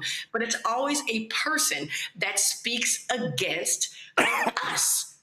They speak against Black people, which is why he has a platform. Think about all the Black journalists and newscasters who have lost their jobs over the past year because they were trying to speak truth to power, stating absolute facts. They were let go. So if you see someone who has a large platform on a media platform that is owned by, you know who they're owned by, trust me, they're speaking not for Black people, but against our interest. Absolutely. Y'all, for more than 50 years, Tennessee law has blocked state lawmakers from redrawing congressional districts except every 10 years after the U.S. Census. But these MAGA folks, they're like, nah, we're just going to change the law because they're trying to kiss up to the twice-impeached criminally convicted felon-in-chief. Protests were taking place all today in the state capitol in Tennessee, where Republican Governor Bill Lee called state lawmakers back to Nashville to ensure congressional districts, quote, accurately reflect the will of Tennessee voters. Now, mind you, what they want to do is there's only one Black congressional seat in Tennessee. That's in Memphis. They want to destroy that. Yeah, seriously. Listen to what took place today in Tennessee. After each enumeration and apportionment of representation by the Congress of the United States, the districts may not be changed between apportionments. Are you saying they're breaking the law today? Is that what you're Of course. Was there ever a doubt? A bill that will break this law. Can I see the law? Constitution, Article 1, you. Section 1. That all power is inherent in the people, and all free governments are founded on their authority and instituted for their peace, safety, and happiness, for the advancement of those ends they have at all times, an unalienable and indefeasible right to alter, reform, or abolish the government in such manner as they may think proper. So they get to break the Article law? 1, Section 2. Does it matter that they break the law? So again, folks, they got a law. Republicans like, oh, hell no, we're just going to change the law. That's what's going on, folks. We have to have mass mobilization, mass action against these folks. That's what Bishop William Barber, the Repairs of the Breach, Poor People's Campaign, has been talking about, calling for a number of years. Bishop Barber joins us right now. Bishop, we've been laying out, this is an absolute war on Black America. You've been talking about fusion politics. It was a lot of white folks sitting there in Tennessee. This is where white folks of conscience, Latinos, Asian Americans, Native Americans need to understand, hey, it ain't just us. Republicans in Florida, they wiping out Latino districts. They wiping out Latino voters. And so if they think this is only us, they coming for y'all too?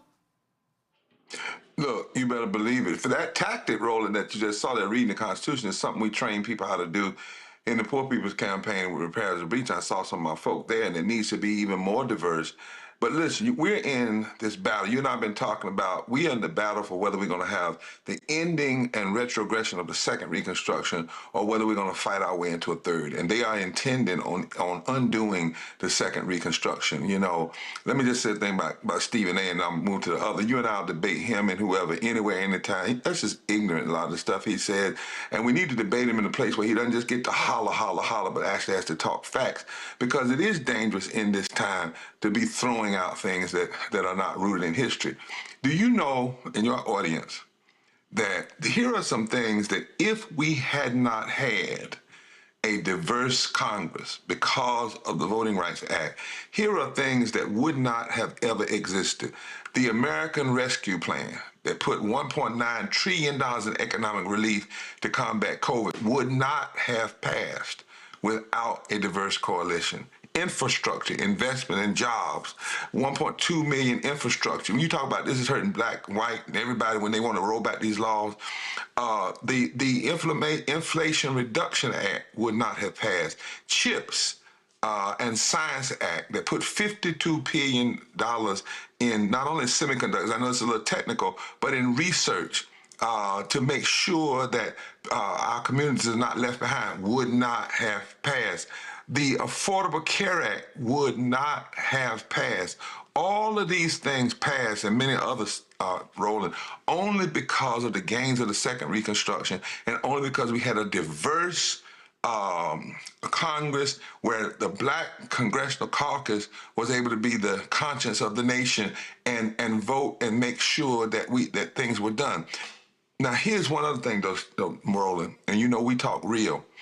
I think that right now, too, we have to have what we call the AI moment in the Bible. In Joshua, when Joshua lost the battle, God said, check your camp out. Boom. It's not your enemy. You check your camp. Now, I'm going to say this. People are going to get pissed off, but that's all right. Anybody, black or white, in the Congressional Caucus, Civil Rights Organization, whatever, that did not join us in 2020 when we said, demand that the only way we pass COVID relief, particularly the corporation part of it, is to pass the John Lewis Voting Rights Act law and living wages simultaneously.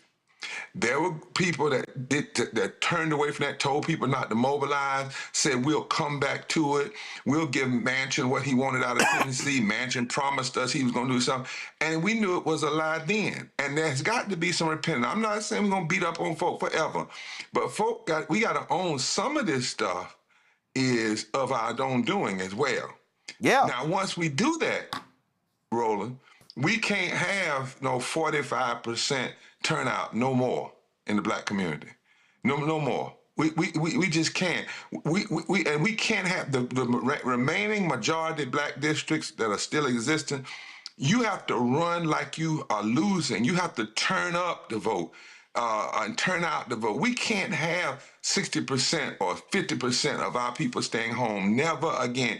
We need 10 years of massive mobilization in the black community.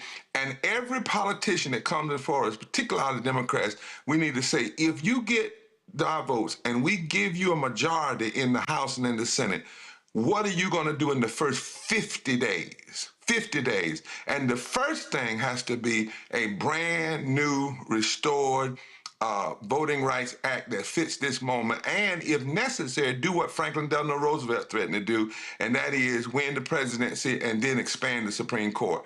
Otherwise, we just whistling Dixie. Yeah, I mean, I think what happened, and let's just be real clear, Bishop, you had a whole bunch of civil rights groups who were trying to play it safe, who were inside sitting at the table, did not want to put external pressure on Biden, Harris, and on the Congress. And it was like, no, we good. And this is the mistakes the Democrats made with Roe v. Wade.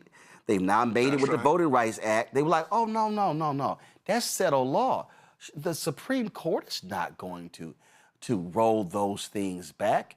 What this Supreme Court is saying is, we the end. Can't nobody tell us what to do. We got supreme power, and we about to use it the way we see fit. And we will ignore our own precedent do what the hell we want to do to achieve the outcome that we want to achieve, which is align with a right-wing conservative Republican Party. That's right. Because they know the demographics, Roland, you've talked about this, are shifting so fast, population-wise. The only way you can hold on to power in the next 10, 15 years is to cheat. And this has been something that's been going on. We could have fixed the Voting Rights Act ever since June 25th, 2013. That was Obama. Obama was there. That's right. That's exactly right. Obama, then Biden, then Congress. There were and anybody, I don't care who it is, a congressional leader, a whip, who said to folks, hold off, back up. I remember we went to Tennessee, put 1,000 people in front of Manchin's office, and white and black, to challenge him to do what he promised John Lewis on his deathbed. And he told our folk, oh, I've been assured from other groups that I don't have to go along with your pressure, and they're gonna be okay with the vote on the COVID relief for corporations. He wanted some for his sludge plant or something up in West Virginia, and then he promised he would come back and vote for the Voting Rights Act, and there was never a comeback because we never should have let him off the hook. After the 2020 election, COVID relief, living wages, and the Voting Rights Act should have been the top 3 actions on the table and should have been done in the first 100 days of that new administration. Now that we're not there, we've got to now go back and that's why you and I are working to organize 1,000 men, alpha men, and now we've got the Amy Zion and others are coming in who will engage in the kind of massive mobilization because we have to make them pay. So let's, for instance, say they've cut right now some of the Voting Rights Act. If we turn up our vote, we can actually change some of the districts that are not predominantly black districts, but we can make it so they can't win in certain areas and we'll have to answer to the power of the black vote. But we can't do it with just 45% of the people turning out. Come on, y'all. We have to have a turnout like they had in South Africa when Mandela was running for president. You remember that, Roland? Absolutely. Lines around the building, everybody standing in line for hours in the hot sun. That's the fight. That's the battle that we're in now. Well, we don't even have to go there. When I was in Mound Bayou, Mississippi on Friday, and that was a photo. I took a photo of it, and that was a photo that they had, and it was at a voter event.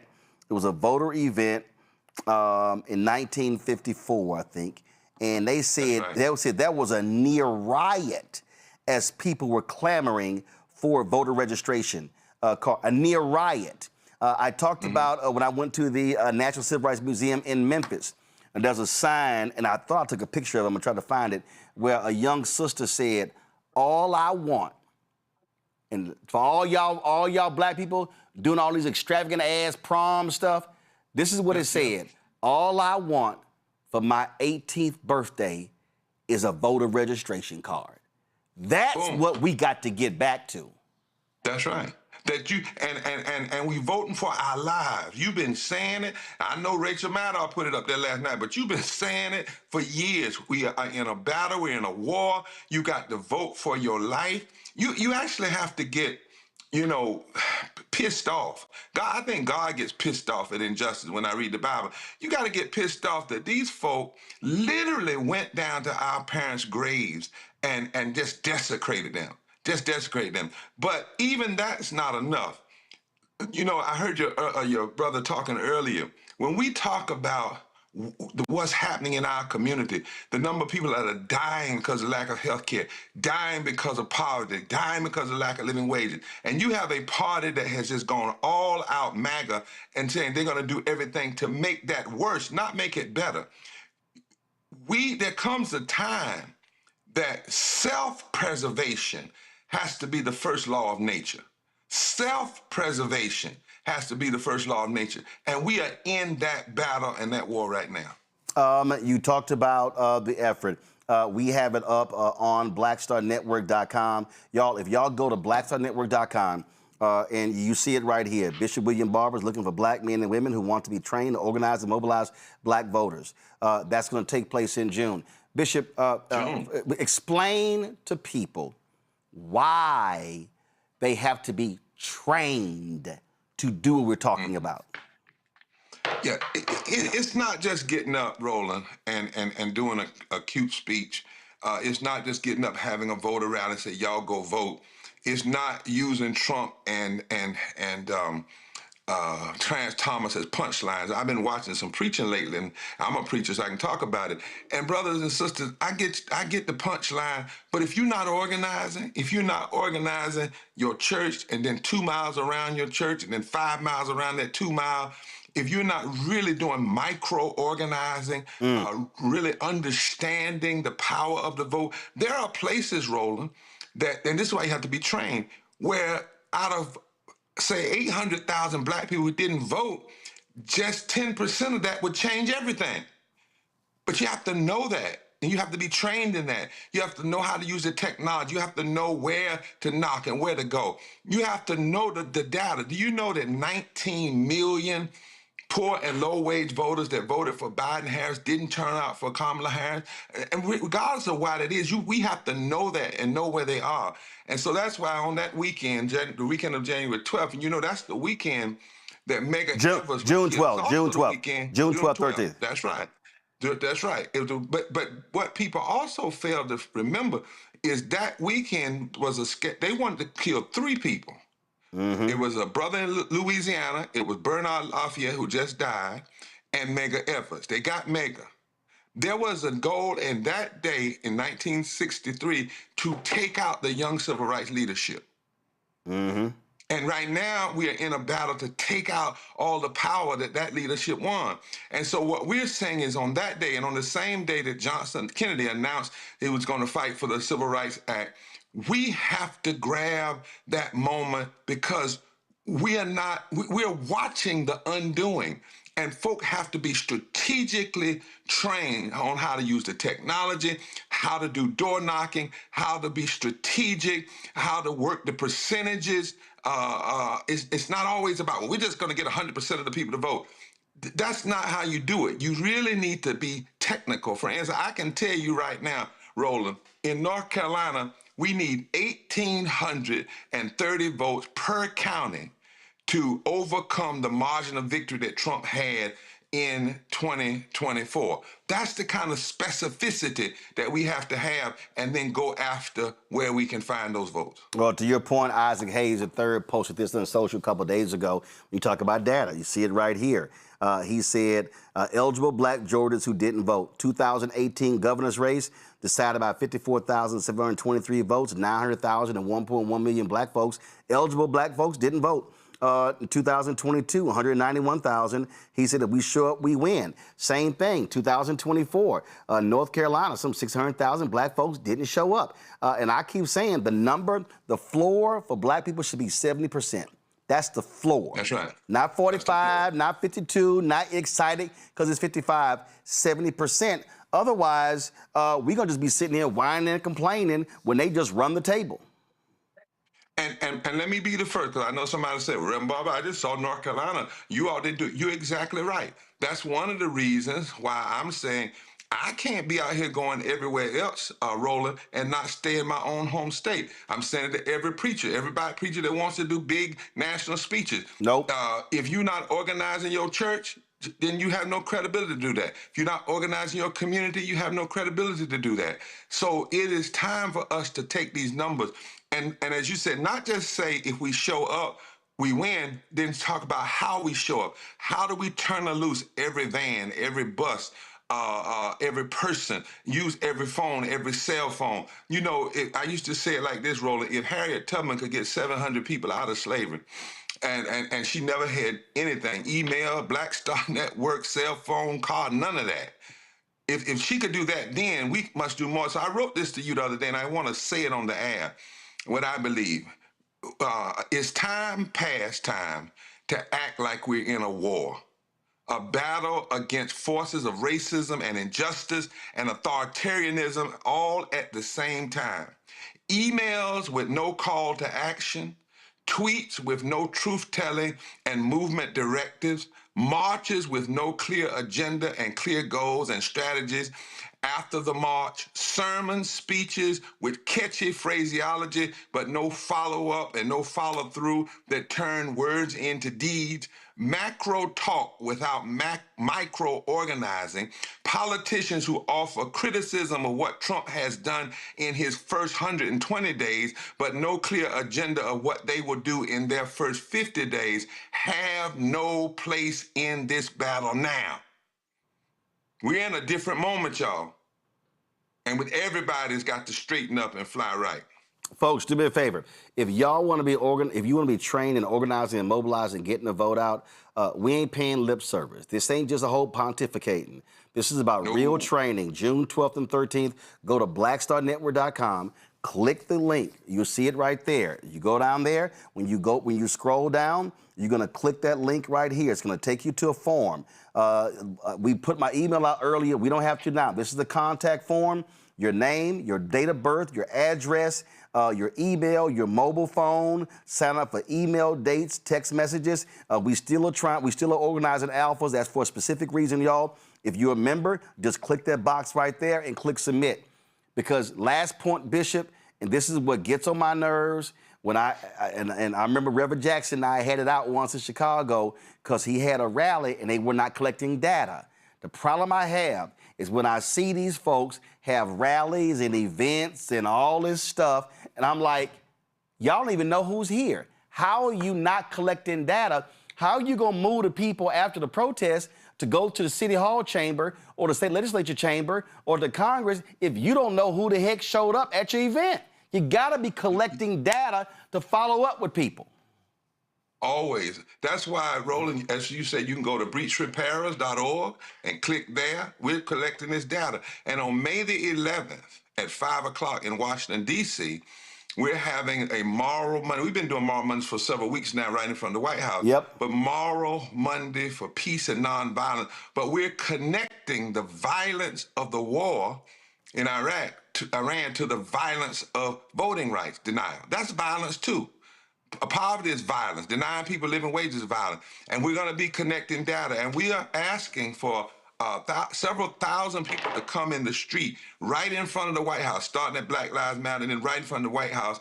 We'll have thousands online. We're gathering data. We're inviting people in. And by the way, Roland, these trainings, some of it will be in person, but most of it will be online. So there's no excuse, right? Right. And the kind of training we're going to do is not for you to do it for repairs of the breach, but to turn you loose in your own community. Yep. To turn groups loose in their own community. That's what has to happen now. This is not about building any one person's kingdom. This is about us engaging this battle that we're in now to stop the erosion of everything that our foreparents won, but also push forward into the things that are yet to be won. And one of them is, Doc, we've got to get our lawyers and figure out a way to do a Voting Rights Act that can never be undone like this ever again. That's right. That's part of what has to be on an agenda in the coming, and after we do the election. Indeed. Bishop William Barber, I appreciate it, Frat. Thanks a lot.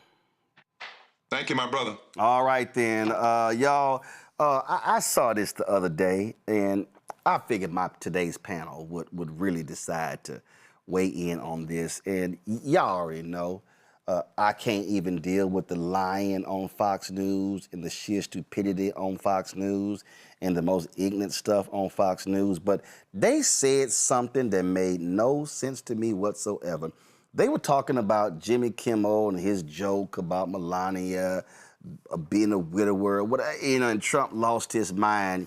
Listen to what this fool, Emily Campanano, whatever the hell her name is, Campo Crazy, actually said. Y'all, she must be high.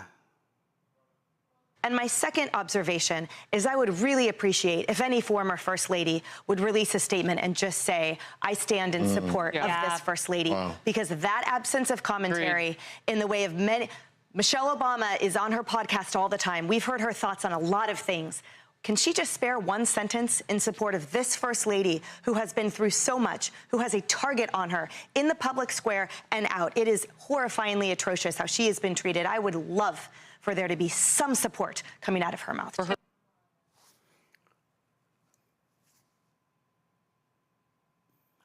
Run that by me again.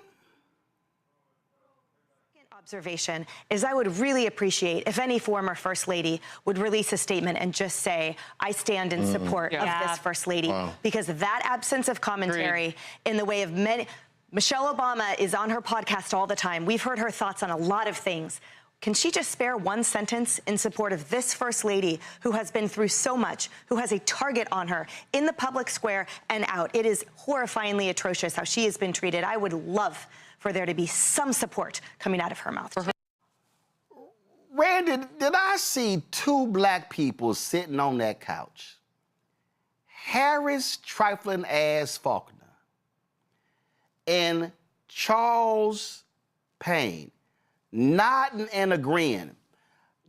Do you recall Melania saying anything when Trump posted a video displaying Michelle and Barack as monkeys? I don't recall Melania saying to her twice impeached, criminally convicted, pooping in his pants husband, take that crap down.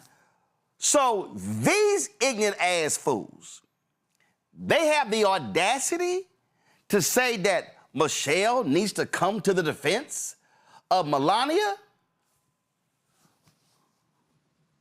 I don't even see how they got how she got the words out of her mouth. Like, the absolute audacity is just stunning.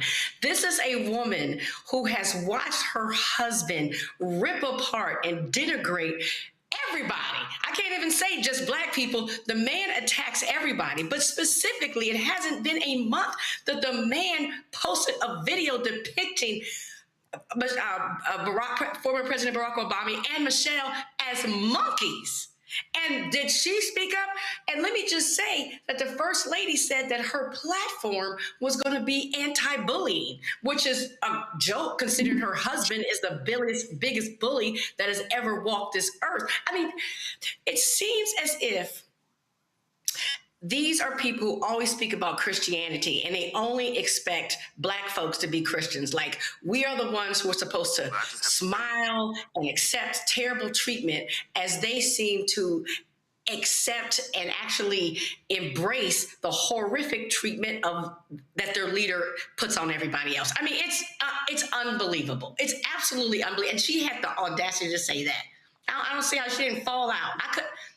Yeah, and then the black people nodding. Nicole, I'm going to go old school. I mean, I don't know what these folks say. They talking about cap. I don't use that.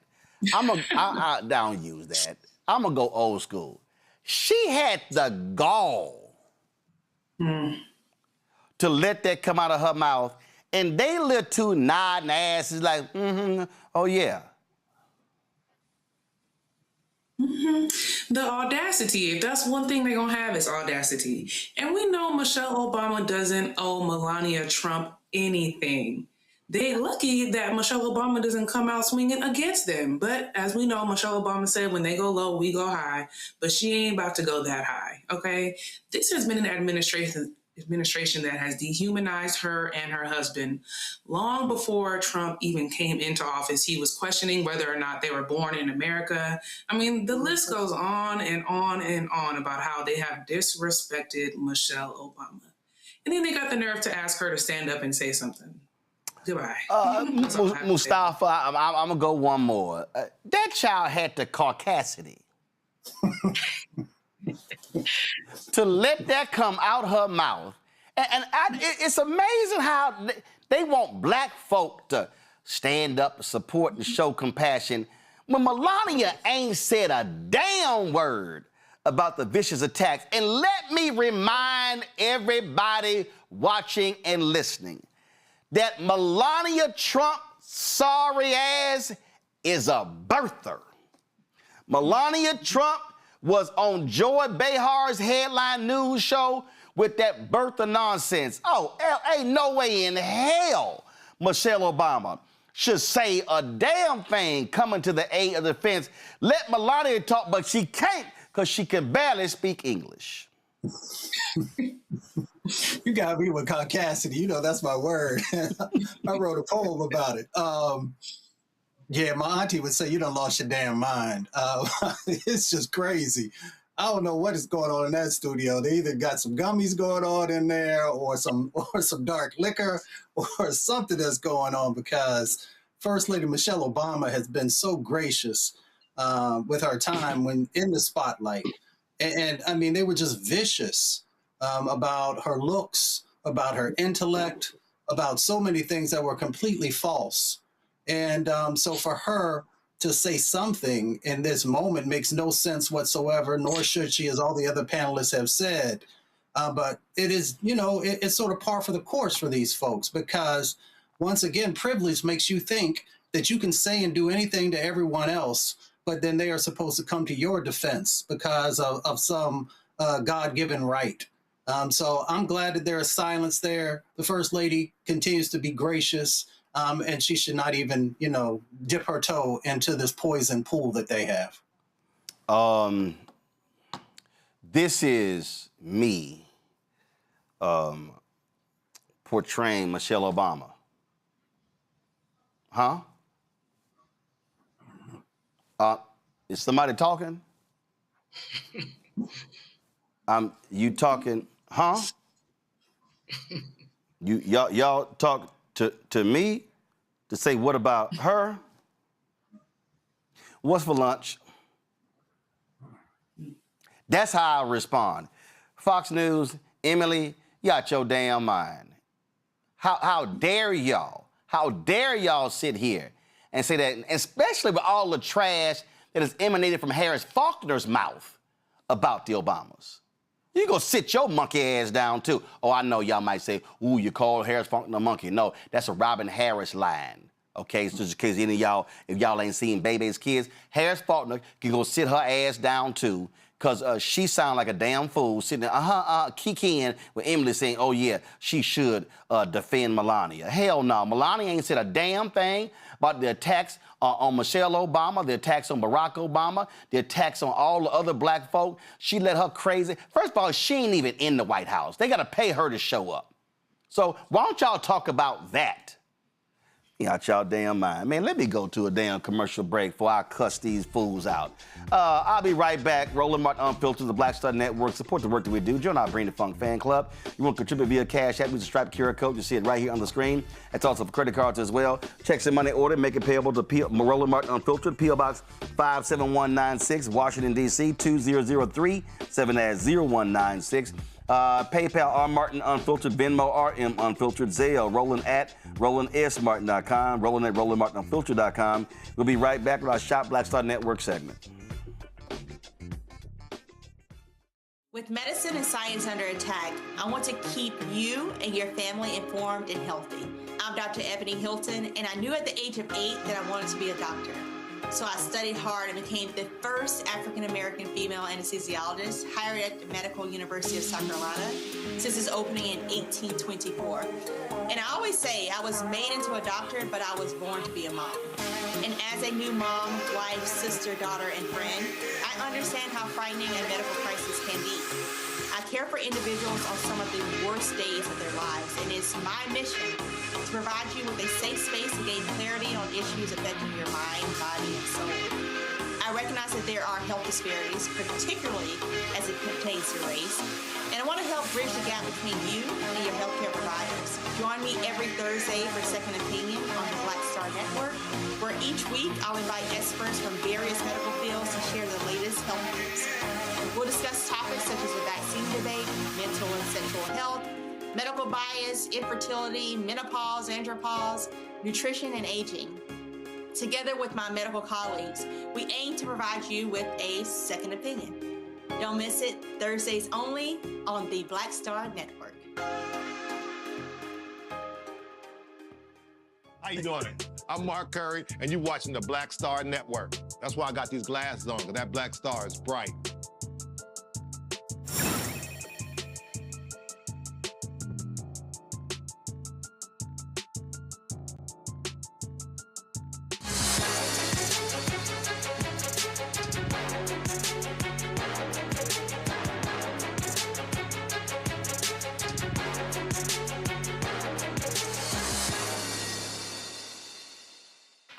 All right, Women having their period, it's a reality. For women seeking greater comfort and mobility during their cycle, finding the right product can make all the difference in their daily lives.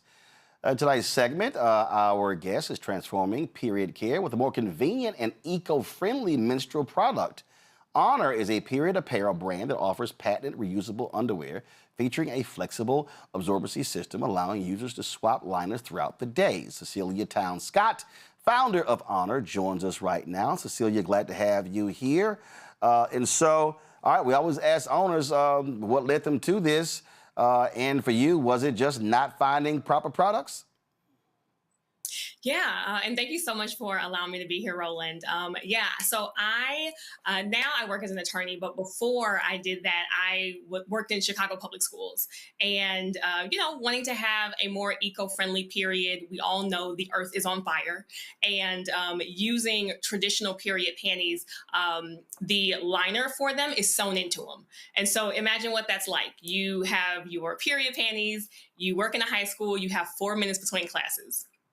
What are you going to do, right? And I'm in Chicago, so in the middle of the winter, that's having to take off pants, possibly leggings, remove the underwear, put on a new pair of underwear, and try to make it back to class. Like it was just too much. And so I learned sewing from my mother, so I've always known how to sew, entrepreneurship from both my parents. And so just kind of start thinking like, okay, how can we do this better, right? Like there's a lot of brands out there, but with everything else in the market, we're kind of marinating in our own magic all day.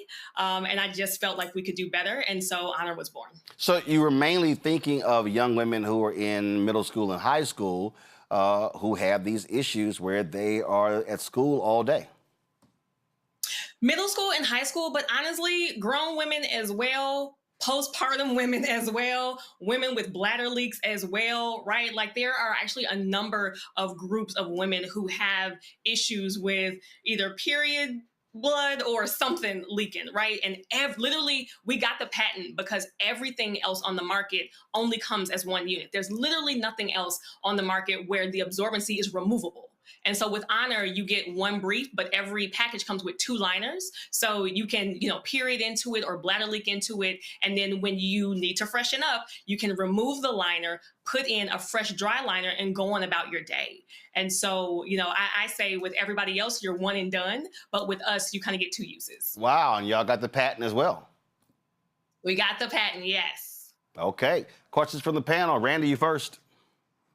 Well, first, let me thank you for honoring women by even concentrating on something that has been needed, because we know that the way this world is set up, a lot of times we don't get the products that we need to function. So thank you for that. I wanted to ask you, you just mentioned that this is not just for younger women, but older women as well. And I wanted to ask you, where can people buy I know we can buy it here, but are you going to have it in retail stores as well? Yes. So right now, thank you. So right now you can buy it here. You can also buy it on our website, wehonoryourflow.com. We are absolutely kind of working and praying to get it in retail stores. We had it on walmart.com. And so, we're continuing to work on that, but definitely trying to expand the number of places where the product is offered. But right now it is offered with Roland Martin and on wehonoryourflow.com. All right, cool. So shopblackstarnetwork.com. So while y'all watching the segment, y'all can go to shopblackstarnetwork.com. Nicole, go. Hold up, can't hear you. You're on mute.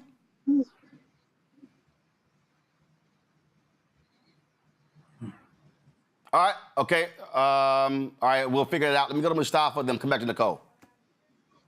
Yeah, well, it was great to hear you talk about eco-friendly. And, I work a lot with chemicals, and I know how impactful they can be to the body. And I remember the days of toxic shock syndrome. Can you talk a little bit about how yours are eco-friendly and how they are healthier and safer? Absolutely. Thank you so much for that question. So that was actually, it took us a while to get our final product ready. And that was a big part of it. So a huge conversation in period wear, especially in the one-time use products, is PFASs.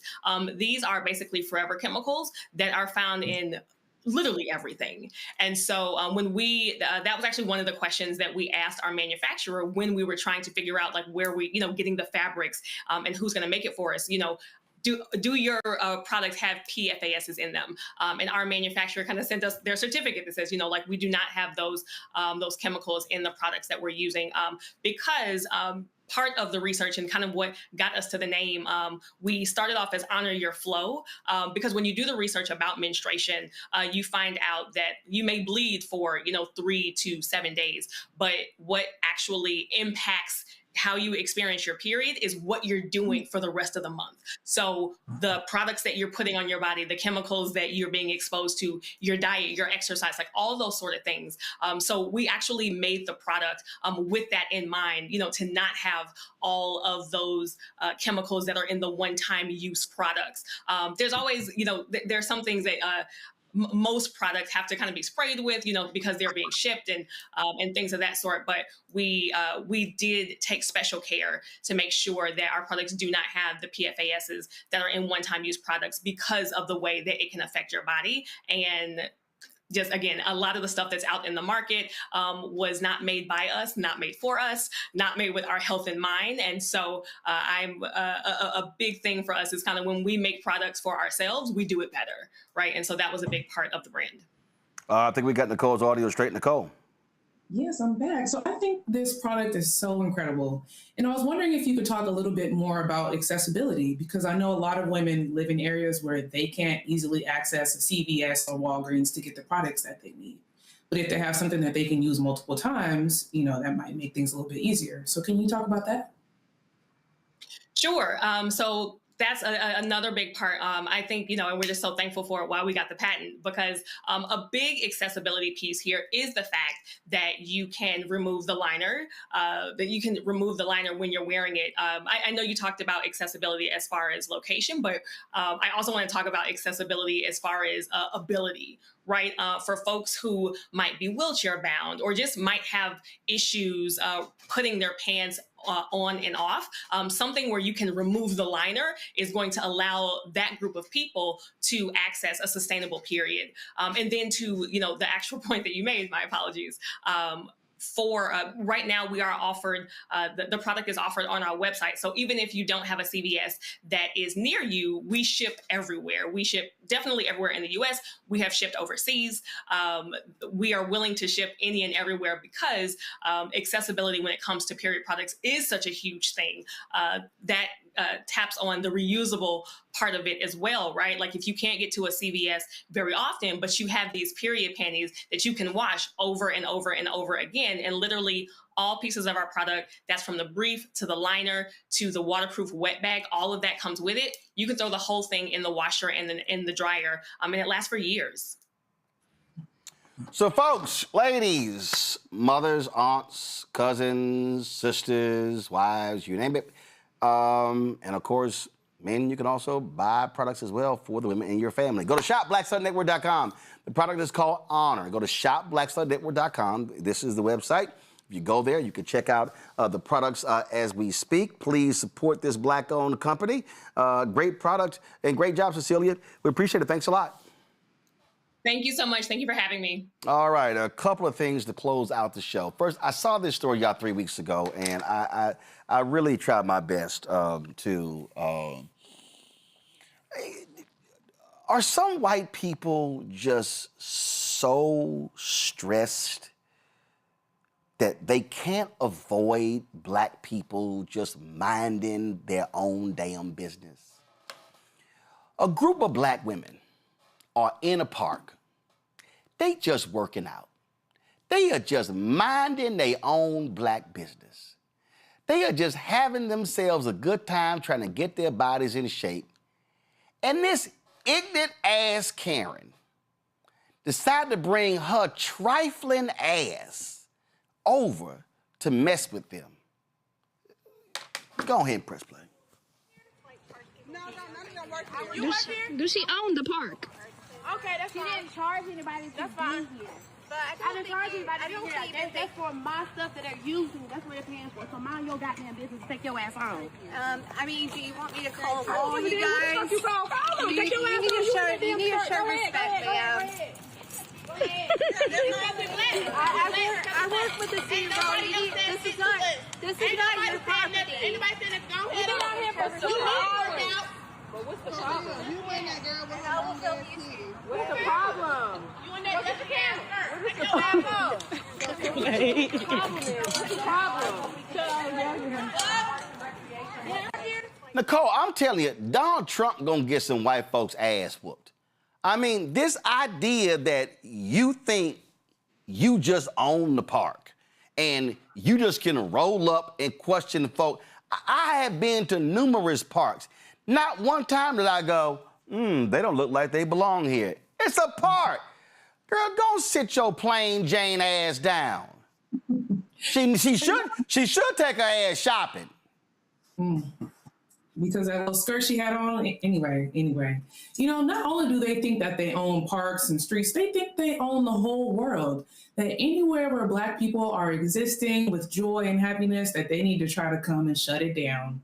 But we are not taking that. We never have and we never will. So that's why she got turned away and roasted, because she had to call Cassidy, like we talked about earlier. They hate to see us even exist. So I'm not surprised by this. I mean, I sit here, Randy, and it's like in moments like this, that's when you want to have that Radio Raheem boombox. And when her ass start talking, you just turn it up and drown her silly ass out. You know, we talk about it all the time. I find white women in particular to be obsessed with us. All of us have the experience of being out, maybe not in a park, but a restaurant or anywhere, and they are just, even if they don't say something, because some of them have a little bit of sense, but they are paying attention, like can't even help themselves from staring. So yes, they are obsessed. And I know one thing that drives me crazy is they're always threatening to call the police or something, like they're their right. It just like that there should be laws that protect us, right? Taxpayers, from white women using the police as their personal security, because they call for frivolous things just to exert their control over Black people. Gets on my nerves. I think, Mustafa, we are gonna have to, we gotta pull that scene from Friday. With Chris Tucker. And we just gonna have to sit here and teach every Black person this here. Move your little silly ass on. See, I'm not addressing these people. We ain't even, that was a 44-second soundbite. That sucker lasted about 42 seconds too long. Mm-hmm. Well, I mean, they try and play with us, right? Because historically, they've been able to play with us. They've been able to, there used to be laws that you couldn't go into certain parks. And they would come and arrest us, but that's not the reality anymore. And people need to understand that this is 2026 and not 1956. The other part of it is, let's just be honest, also, there's a lot of jealousy. There's jealousy against Black women. Those sisters is out there keeping it tight, keeping it right, and, enjoying the sun. And as was said earlier, embracing their joy. And for some folks, that can be triggering because in many instances, there are other folks across our country who are not happy. They're not happy with themselves. So they often want to take it out on folks who are. So, I would say we should pray for folks, but they need to pray for themselves because this darkness that's inside of them continues to come out, and sometimes that darkness will cost you. Absolutely. These people, they just get, as the folk back in the day say, y'all working my nerves. You working my last Black nerve. Nicole, Mustafa, and Randy, I appreciate y'all being on today's panel. Thank you so very much. Again, see y'all next week. Y'all, it's time for Black Stud Network Headlines with Brittany Noble.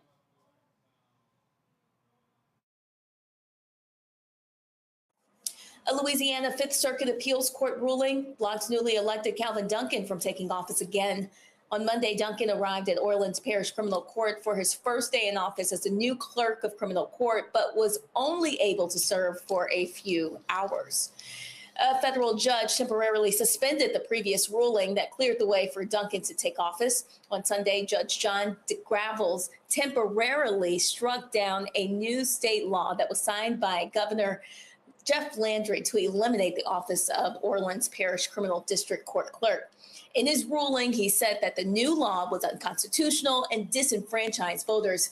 Duncan, an exonerated prisoner turned lawyer, won the hotly contested November election by a wide margin against incumbent clerk Darren Lambert. Well, Black MAGA influencer named Craig Long, who recently posed with President Donald Trump at a UFC event, has been arrested in Florida as part of a multi-day human trafficking sting.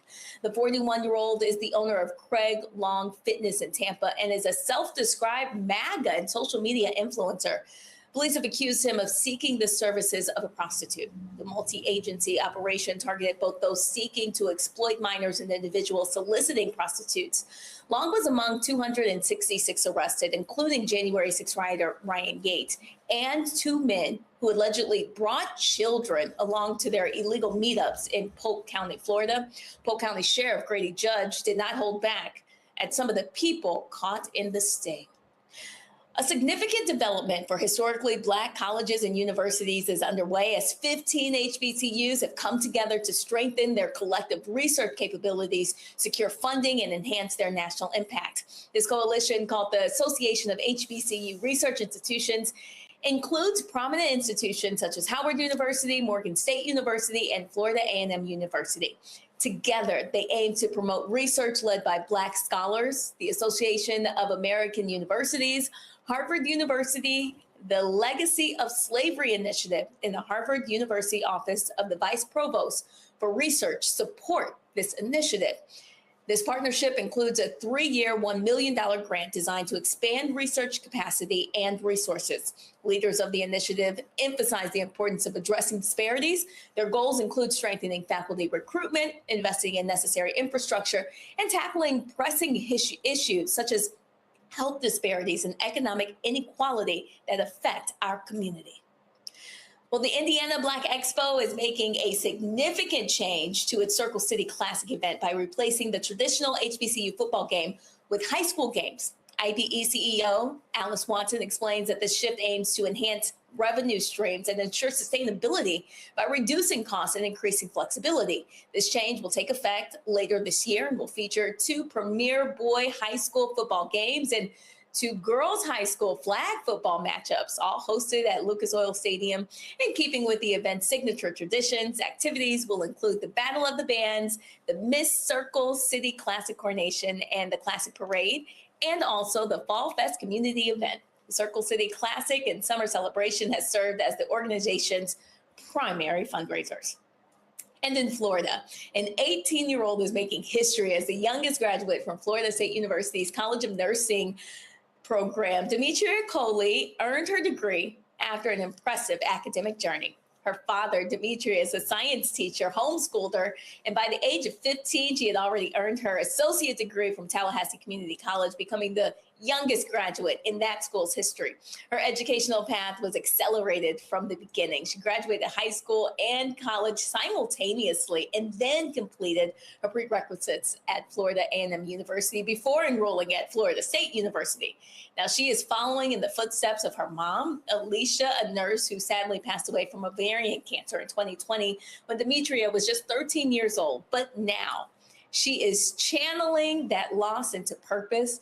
During her time at FSU, she gained experience training at Tallahassee Memorial Healthcare, and she now plans to work as a neonatal intensive care unit nurse. We wish her well. Roland, back to you. All right, folks, be sure to tune into the Breakdown of Brittany Noble every day, noon Eastern, right here on the Black Star Network. Again, the Breakdown of Brittany Noble every day, noon Eastern on the Black Star Network. Y'all, last story here.